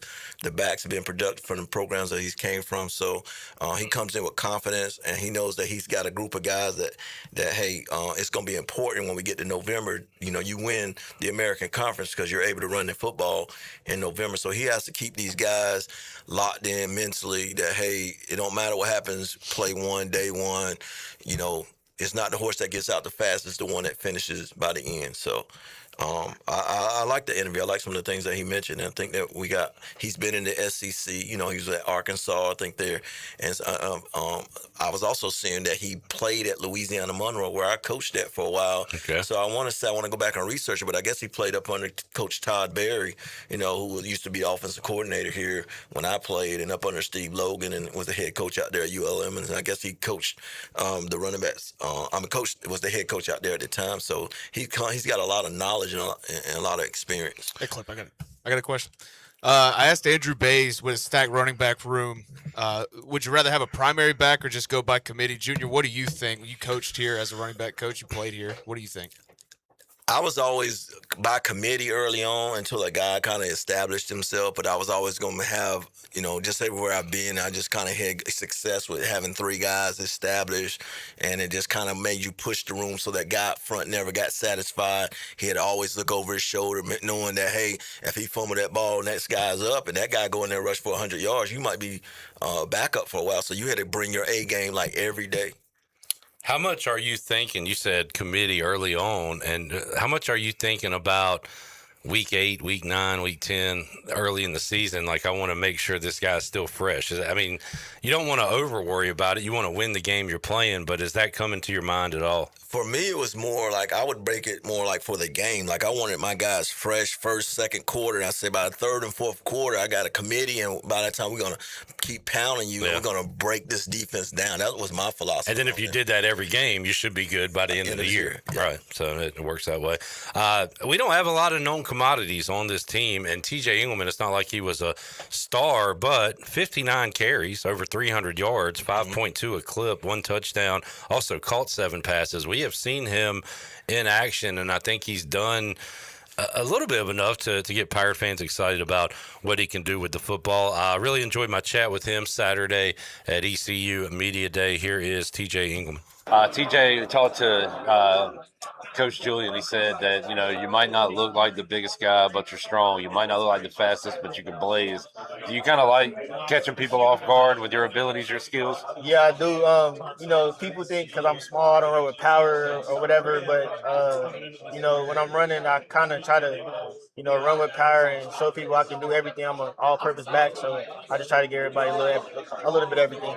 What's it like with you and DeJuan welcoming new guys into the locker room? You know, how much did you take it upon yourself to kind of show them around or make them more comfortable? And also, you're battling them too. So what's that balance like for you? Right. You know, it's always good to have competition, you know, bringing new people in. Michael Allen, Ashton, they're both two great backs. So I just try to bring them in, you know, tell them what's up, you know, help them. I can help them any way, you know, but it's always competition. And we got a great room, so I expect to see a lot of us out there this year for sure. How different is the offense from JDB to what Coach Davis is doing? It's not that much different. You know, we still up tempo. We still gonna run the ball. We still gonna pass it a lot. So it's pretty similar. It's just different terminology. Yeah, nothing difficult to pick up Yeah, for you. yeah, nah. How did scrimmage 2 go for you guys today? It went pretty good. I don't think we didn't play a lot of snaps today. You know, just to get the threes. You know, some more reps. So it was pretty good though. I had about 5 carries, but the offense it was running smoothly. Mitch Emery was running the ones pretty smoothly. So I'm happy to see that. Is there do you feel comfortable no matter who's playing quarterback? You okay with both? Yeah, for sure. I'm comfortable with both of them. So I expect to see the battle go to the end. Whoever wins, we gonna win with them. So yeah. TJ, man, the program with Blake Harrell has come a long way. Like the expectations are raised. How much do you take pride in that? I mean, you've been around here, and to be now with the team that people expect to win ball games. Right. Yeah. It's different. You know, from when he took over, where we was in that season to now, it's a big change. You know, we're expected to win these games. We're expected to go to bowl games this year. We expect to win the conference championship. So you know, it's not pressure. It's just he gets us prepared for the moment. So he's always ready. Who are your all-time favorite running backs? Who's your favorite guy playing right now? My all-time favorite is Barry Sanders. Okay. So right now, I got to go with Jahmyr Gibbs. I like Jahmyr Gibbs' game for sure. Good calls. Hey, good luck, TJ. Yes, sir. Appreciate you, man. Yes, sir. All right. I should have asked him if he was a Lions fan or if that's just his guys. Sounds like it. 2 really good running backs there. And, enjoyed my chat with TJ Engelman. And these days, Junior, you don't have the school pride in a lot of guys that you did back in your day. But I could tell talking to him, like he was very proud of what he's been able to do his 2 years here and to see the school like that as well. And, you know, you got so much to think about, Junior, as a player. You're playing for yourself. You're playing for your family, your teammates. But by your senior year, how much pride did you take in putting on the ECU uniform, the ECU helmet? How much did you want to win for all the fans around here? Oh yeah, just like I said, you had that experience where you come in your first year and you go 11-1. So now the bar is set. So, you know, and you felt how good it was when we flew into Kinston and the airport was full and the bus ride back, all the fans are just going crazy and out all night. So you've experienced that one time. Now it's easy to go in the weight room and bust your butt. It's easy when Coach Connor said, hey, we're running, you know, these 300s at, you know, whatever the time was at the time, 40 seconds, which was something like unbelievable. So it's so just like these guys coming off 2 bowl championships, like, you know, they can believe what Coach Blake is telling these guys. You know, so I give him a hell yeah, because, you know, he's been there. So, and he's been really big on accountability first and scheme second. And I think you could tell that these guys are wanting to be accountable for their positions. I had a chance to talk to TJ after the bowl game. I was at the bowl game and down on the field after we were celebrating last year after kicking Pittsburgh's tail.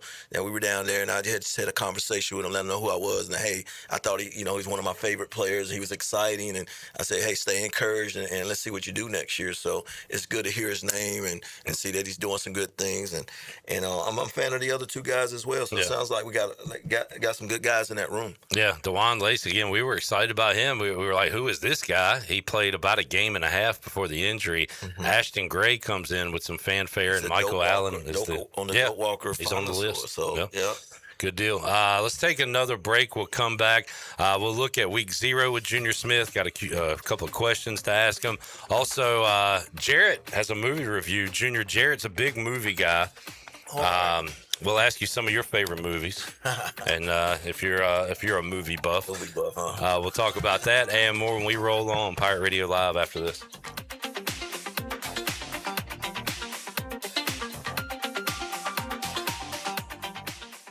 Hey, what's this I see?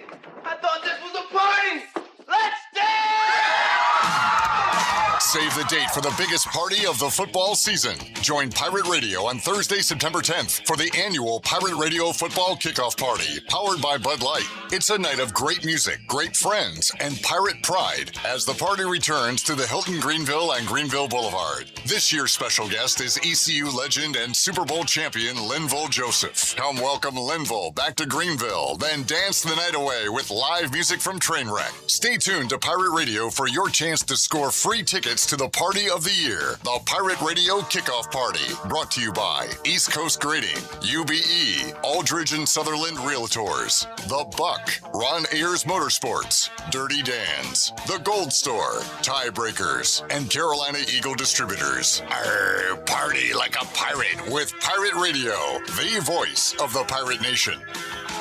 College is hectic, but where you live shouldn't be. At Pirates Cove, you get your own quiet space and private bathroom. With 2 pools, a fitness center, EV chargers, the only student property with a new soccer mini pitch field, a business room for focus, and a quick ride to campus.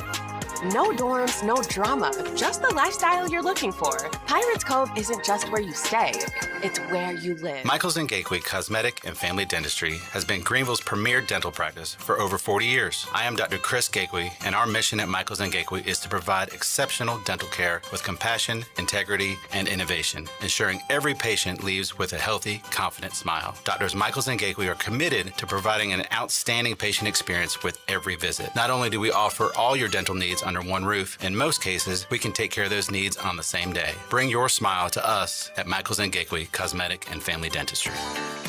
Looking for your new favorite hangout spot? Come on down to the Doghouse Tavern, Aiden's veteran-owned crown jewel on 2nd Street. From open mic Mondays to music bingo Thursdays, there's always something happening. Enjoy daily drink specials, one of the best bar menus around, and live music that'll keep you coming back for more. Grab your friends, kick back, and support local at the Doghouse Tavern. Check us out on Facebook to see what's on tap this week. The Doghouse Tavern, where good times and great vibes live.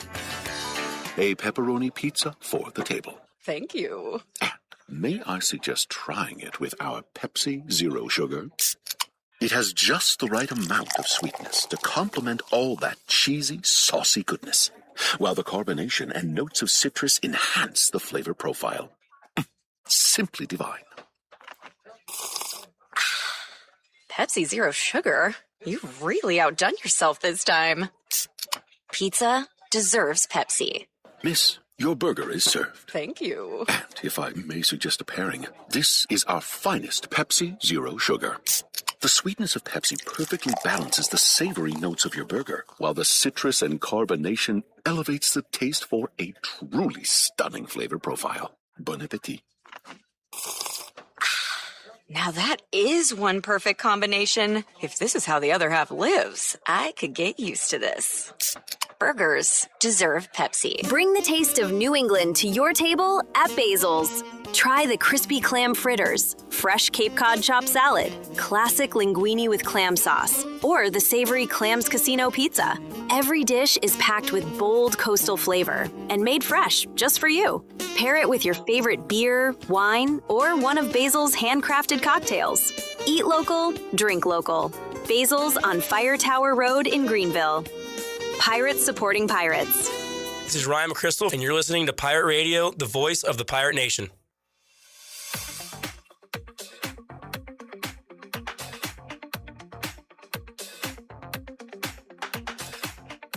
You're listening to Hour 3 of Pirate Radio Live. This hour of PRL is brought to you by Bud Light, reminding pirate fans to stay in the game and drink responsibly. Bud Light, proudly distributed by Carolina Eagle Distributing since 1989. Now, back to the show. Welcome back. Is your car making strange noises or that check engine light still won't go away? At Bell's Fork Truck and Auto Service in Greenville, they take the stress out of car care and deliver high-quality work without the high dealership prices. No guesswork, no pressure, just honest, dependable service to get you back on the road with confidence. Bell's Fork Truck and Auto Service, across from Speedway on Charles Boulevard. Now let's head back into PRL. Here's Clip. Back with you, Pirate Radio Live. I've got some predictions right. I've got some predictions wrong. I was wrong, at least so far, about Bill Belichick in North Carolina. I thought the way you could turn around a college football program these days in 1 year and the amount of money and interest they were pouring into North Carolina, I just assumed, hey, they'd get some 5 stars. He'd coach them up. They'd win games. 4-8 last year, Junior Smith, and they play Saturday against TCU. Now, this game is in Ireland. Last year, they were 3-point underdogs at home to TCU, scored immediately, And then the rest of the game lost it 48-7. They lost that game 48-14 at home to TCU last year. They play them again on Saturday. What's your take on Bill Belichick in college football? And was last year a blip on the radar, or is that what we're going to see moving forward? I didn't think he was going to have much success at Carolina last year going into the season. I don't think you can kind of buy a football team in college football like you can in the NFL. And even if you do, I think it takes time. You got to gel together, get the experience. You got to learn the coaches.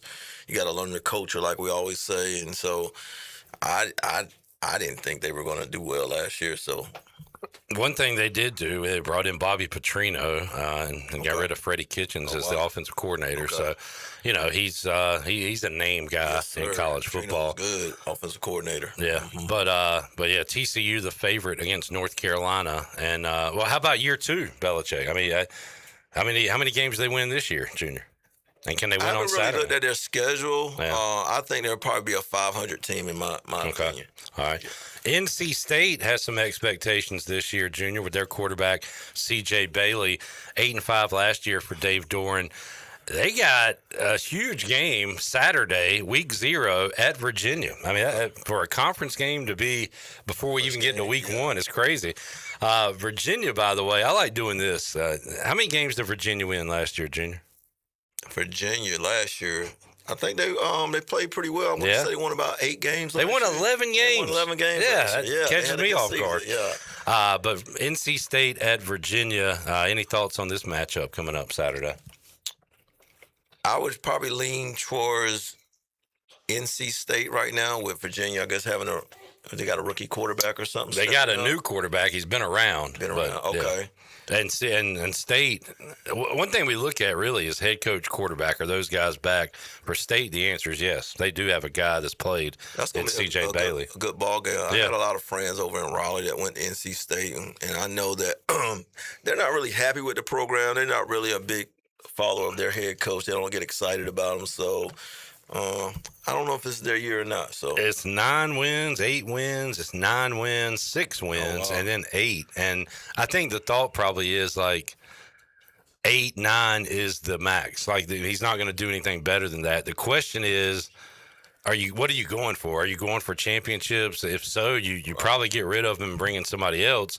The flip side of that is it could bottom out if you do that. So are you happy with 8 or 9 wins, or do you want to go for 11 and 12? Sounds like the people you talk to are tired of the 8 and 4s. Mediocre years. Yeah. They want to go back and trying to win a championship or at least compete for an ACC championship. So I remember during the Scotty Moe years, and I mean Mike Houston's years were kind of up and down, but State fans I talked to, it's like, well, we want him out of there. And me and all my ECU buddies, it's like, well, hell, we'll take him. I know. I mean, you're making a bowl game every year. Yeah, it's about expectations. It's about, what's your floor, what's your ceiling. And Dave Doran has got to be top 5 now, longest tenured coaches in college football. It's crazy to say, Junior. He's been there 14 years. No way. At NC State. 14 years. Wow. I think David Glenn said he's like 3rd or 4th longest tenure. Kirk Ferentz at Iowa is number 1. Whittingham was number 2, but he left. Mike Gundy was up there, but he left. So, yeah. Monken, maybe? Monken, he's been there, at Army? 11, 12. So, Doran's up there as far as... Man, you guys are buffs on the facts. This is what we do, Junior. History. This is all we here got. every day. Junior said he walks in here, and it's like... head on a swivel, like a whole nother world. Like the stuff we know, he's got to lock in real quick. And but yeah, this is what we regurgitate every day, Junior. So yeah, we know our stuff when it comes to that. You guys are experts. You guys do a great job. So appreciate you. Jarrett is also a movie buff. He likes a good film. Okay. And he saw one he wanted to review. So Jarrett, what'd you see recently? I saw Tony last night. It's kind of an anti-biopic for Anthony Bourdain. Really? A negative light? No, not a negative light. It's just kind of like, you see these like cradle to the grave, like their whole life story. This is like, hey, this is summer 1975. Oh, really? Like him, 19 years old, getting into working in. Do you know who Anthony Bourdain is? No. He was. He had a show. Yeah, he's like a renowned chef. Okay. Whatever. I've never watched the shows, never really knew about him. I just like the people in the movie and the guy who wrote and directed it. And if you don't know anything about Anthony Bourdain, you'll enjoy the movie. I thought it was really good. Okay. How many bones? We rated on bones. There are how many bones in the human body? 206. I'd say 188. 188 out of 206 is the rating. Very good. Now, there's a movie I want to see, Jarrett, because one of the genres or tropes I like is when you take kind of fictional things and bring them into our real world. Yeah. And this is Coyote versus Acme. Let me see if I can find the plot. Tired of decades of malfunctioning products while chasing the Roadrunner, Wile E. Coyote hires a lawyer to sue Acme. So again, this is a fictional world, bringing it into our world. I guess Roadrunner, you had like he'd always blow him up with dynamite. Drop an anvil on his head. Paint the paint the rock like it was the tunnel or whatever.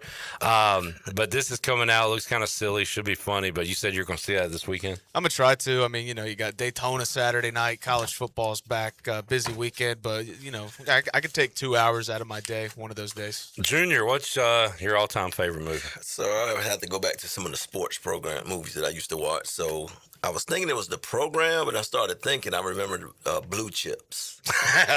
What a cast. Nick Nolte, Shaq, Penny Hardaway. Bob Knight was in that movie. Bobby Hurley was in the movie, the cameo. That was great, man. You had how real was that, Junior? Did anybody give your family a tractor like they did the dude on Blue Chips? I didn't get a tractor or anything. So. You said you liked The Program too. That was a wild movie. Have you seen that, Jarrett? By the way, The Program. You would like that. Okay, I'll check it out. That's a wild look at college football. We used to watch that one on the way to play South Carolina. So get fired up. Yeah. My all-time favorite movie and sports movie is Major League. Have you ever seen that one? Came out in the late 80s. Charlie Sheen, Wild Thing, Rick Vaughn. Okay. I see you got a page open of probably my second favorite actor. I got to go DiCaprio, but you're looking up. What you looking for Denzel? Denzel, The Equalizer, Training Day. Those two are good. Yeah, classics. I like those Remember the Titans? You remember the Titans? Denzel. And I like the movie. I don't know if you've seen the movie Hustle. Have you seen that? Is that Adam Sandler? Adam Sandler. Yeah. Queen Latifah and the basketball player Anthony Edwards. Good trash talker. I feel like I need to watch that again. I think I watched it and didn't retain it. But Sandler, that was kind of a serious movie for him, right? Like Uncut Gems. Yeah. Very different than Uncut Gems, but very a serious movie. I wanted my parents over the weekend, and they were watching Sandler and Drew Barrymore in some really dumb movie that I haven't seen. Is it newer? Blended? I think so, yeah. Because, The Wedding Singer's good. 51st Dates is... Yeah, it was ridiculous. Was good. My dad even said, why am I watching this? But, it's just a dumb movie to throw on, I guess. All right, you watching anything new, Junior, or are you kind of stuck in your old movies? You know what I'm saying? Yeah. I'm that way with music, and I'm trying with Jarrett. He's getting me more excited about new movies, but usually I'll just turn on a 90s movie or you know what I'm saying? Yeah, How about you? Me, I mostly watch series, so I guess it's a new hit out there called The Lioness. I kind of watched that. Coach Mack has told me about that one. The Lioness, I kind of been watching that. And then there's another one called The Good Fight, kind of like an attorney movie, so. Oh, like the is that like a Good Wife spinoff or whatever? Something like that, yeah. I think, okay. I think I know what you're talking about there. Let's take a break. We'll come back. We'll get ready to wrap things up with Junior Smith. Couple of questions for Junior. We'll talk about, have you had your fantasy draft yet? I haven't had it yet. I think it's next Monday, so we'll talk about mine's in an hour and a half. Yeah, we got J-Bone got one coming up. I got my big one Saturday. But we'll ask him his favorite running backs right now. Also, who had the worst opposing fans? We'll ask Junior Smith about that, too, when we return. Pirate Radio Live after this.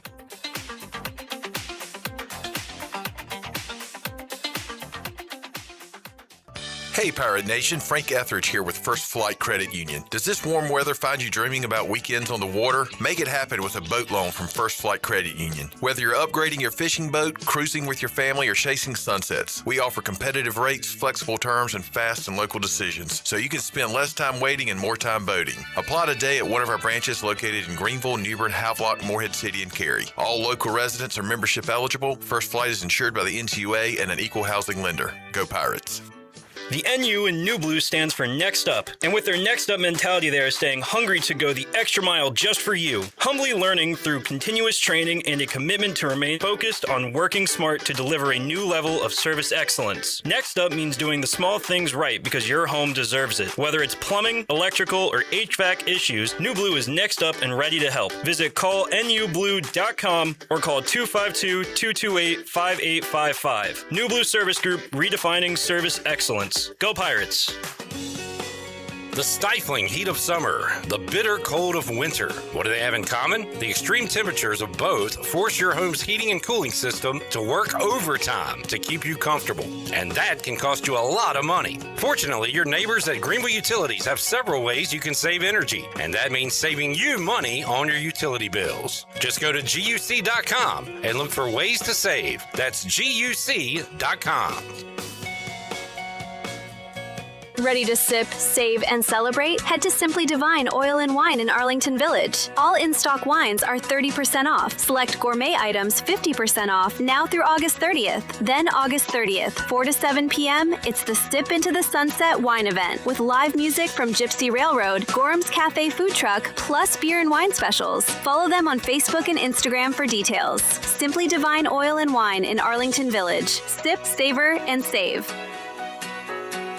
This is proud ECU alumni David Price of David Price Construction. As a leading general contracting firm, we specialize in commercial construction and renovation. Whether it's updating your office space, renovating your restaurant, or building a new retail store, our team at David Price Construction is ready to assist. We are committed to delivering quality, value, and customer satisfaction across all of our projects. So give us a call at 919-820-3612 or find us online at davidpriceconstruction.com. Go Pirates! Hey Pirate fans, it's Rhonda from Russell's. Back to school and back to football season are here, and Russell's has you covered with a store full of new arrivals from all your favorite brands, plus some exciting new brands for him and her. Whether you're dressing for school, work, a wedding, or a pirate tailgate, Russell's will have you looking your very best for every occasion. Stop by and experience the personal service that makes shopping at Russell's special. Russell's on Main Street in downtown Washington. Go Pirates!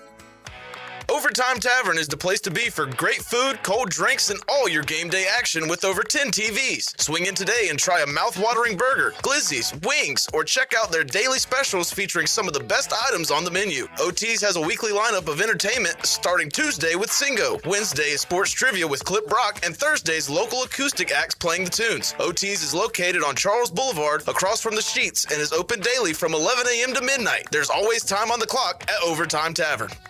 At Children's Health Services, we understand the importance of your child's well-being. This is Dr. Chris Osmick, and our mission is to provide comprehensive, patient-centered health care through every stage of child development, starting the day they are born in the hospital. We are not just here to treat illnesses. We are here to partner with you on your child's health journey. Schedule an appointment today to build a brighter, healthier world for your children. Hey everybody, this is Parker Bird. Visit our friends at Children's Health Services on Arlington Boulevard on 10th Street and at childrenshealthservices.org. Go Pirates. Hi, this is Morgan Ehlers, and you're listening to Pirate Radio, the voice of the Pirate Nation.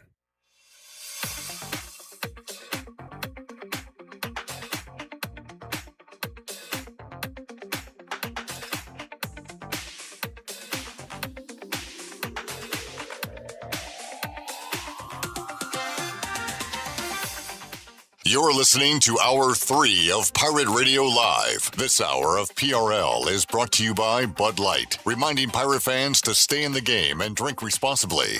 Bud Light, proudly distributed by Carolina Eagle Distributing since 1989. Now, back to the show. Welcome back. Let's take a look at the stock market from today. The NASDAQ was down 21 for a total of 26,130. The S&P was down 1 for a total of 7,675. And the Dow was down 113 for a total of 53,463. That's a look at your Wells Fargo Advisors financial report. For a personal look into investing, call Wells Fargo Advisors today at 756-6900 in Greenville. Wells Fargo Advisors, LLC, member SIPC. Now back to the show. All right. That one caught Junior off guard a little bit. Absolutely, because I was watching it all day, and it's like the buyers were in control most of the days. There we go. All right, Junior, who are you going to be targeting at running back in your fantasy draft next week? Let's see. I'll probably go with Gibbs, I'm thinking, and Rayshawn Robinson, I think. I mean, those are, you're going to have to get them early. Got to get them early. And Jonathan Taylor, I like him a lot, too. I don't know if this is a sleeper, and I haven't been paying attention to Patriots camp or anything, but I liked him in college, and he was in a split backfield in college. But Travion Henderson, I loved him at Ohio State. Okay. I hope they give him the rock this year and kind of phase out Stevenson and let him be the guy because he is explosive. Look for him later in the rounds. Look for Mike Washington Jr. So Jared's a Raiders fan. They got Ashton Genty, but Mike Washington Jr. is going to be a guy. 6'1", sleeper pick 225. late in the draft. Junior 4.33 40. Get Mike Washington Jr. Size and speed. And he talked about this during the break. Classic answer here, Junior. What was the most vicious opposing crowd? You know, at first I was thinking it was one of those SEC schools like Auburn or South Carolina, but it was actually freaking West Virginia. There we go. I hear that. Everybody asks. And they just, the whole time from start to the finish, even as a player, it was bad, but it was, it was snowing when we played them, and they were bad. And then as a coach, man, when we went up there in their house, it was tough. I mean, you said literal spit. Yeah, spit. They spit in my player. Our punt returner, Morris Letcher, he got a personal foul penalty because their player spit in his face, and he retaliated. And yeah, I never heard that when they spit a loogie right in his face. So. Junior, awesome to have you, man. Appreciate you joining us. And next week, it's great to be here. I appreciate that. We got a game to preview. Oh, How man. awesome is that? That's gonna be awesome. Yes, sir. All right, we will see you Thursday, 3:00. All new edition of Pirate Radio Live. For Jarrett Watkins, intern Ford, the Jackman Jackson, and Junior Smith, I am Clip Rock. We'll talk to you Thursday. Jeff Charles, Pirates. Take us home. Have a great night, Eastern Carolina. Thanks for listening to Pirate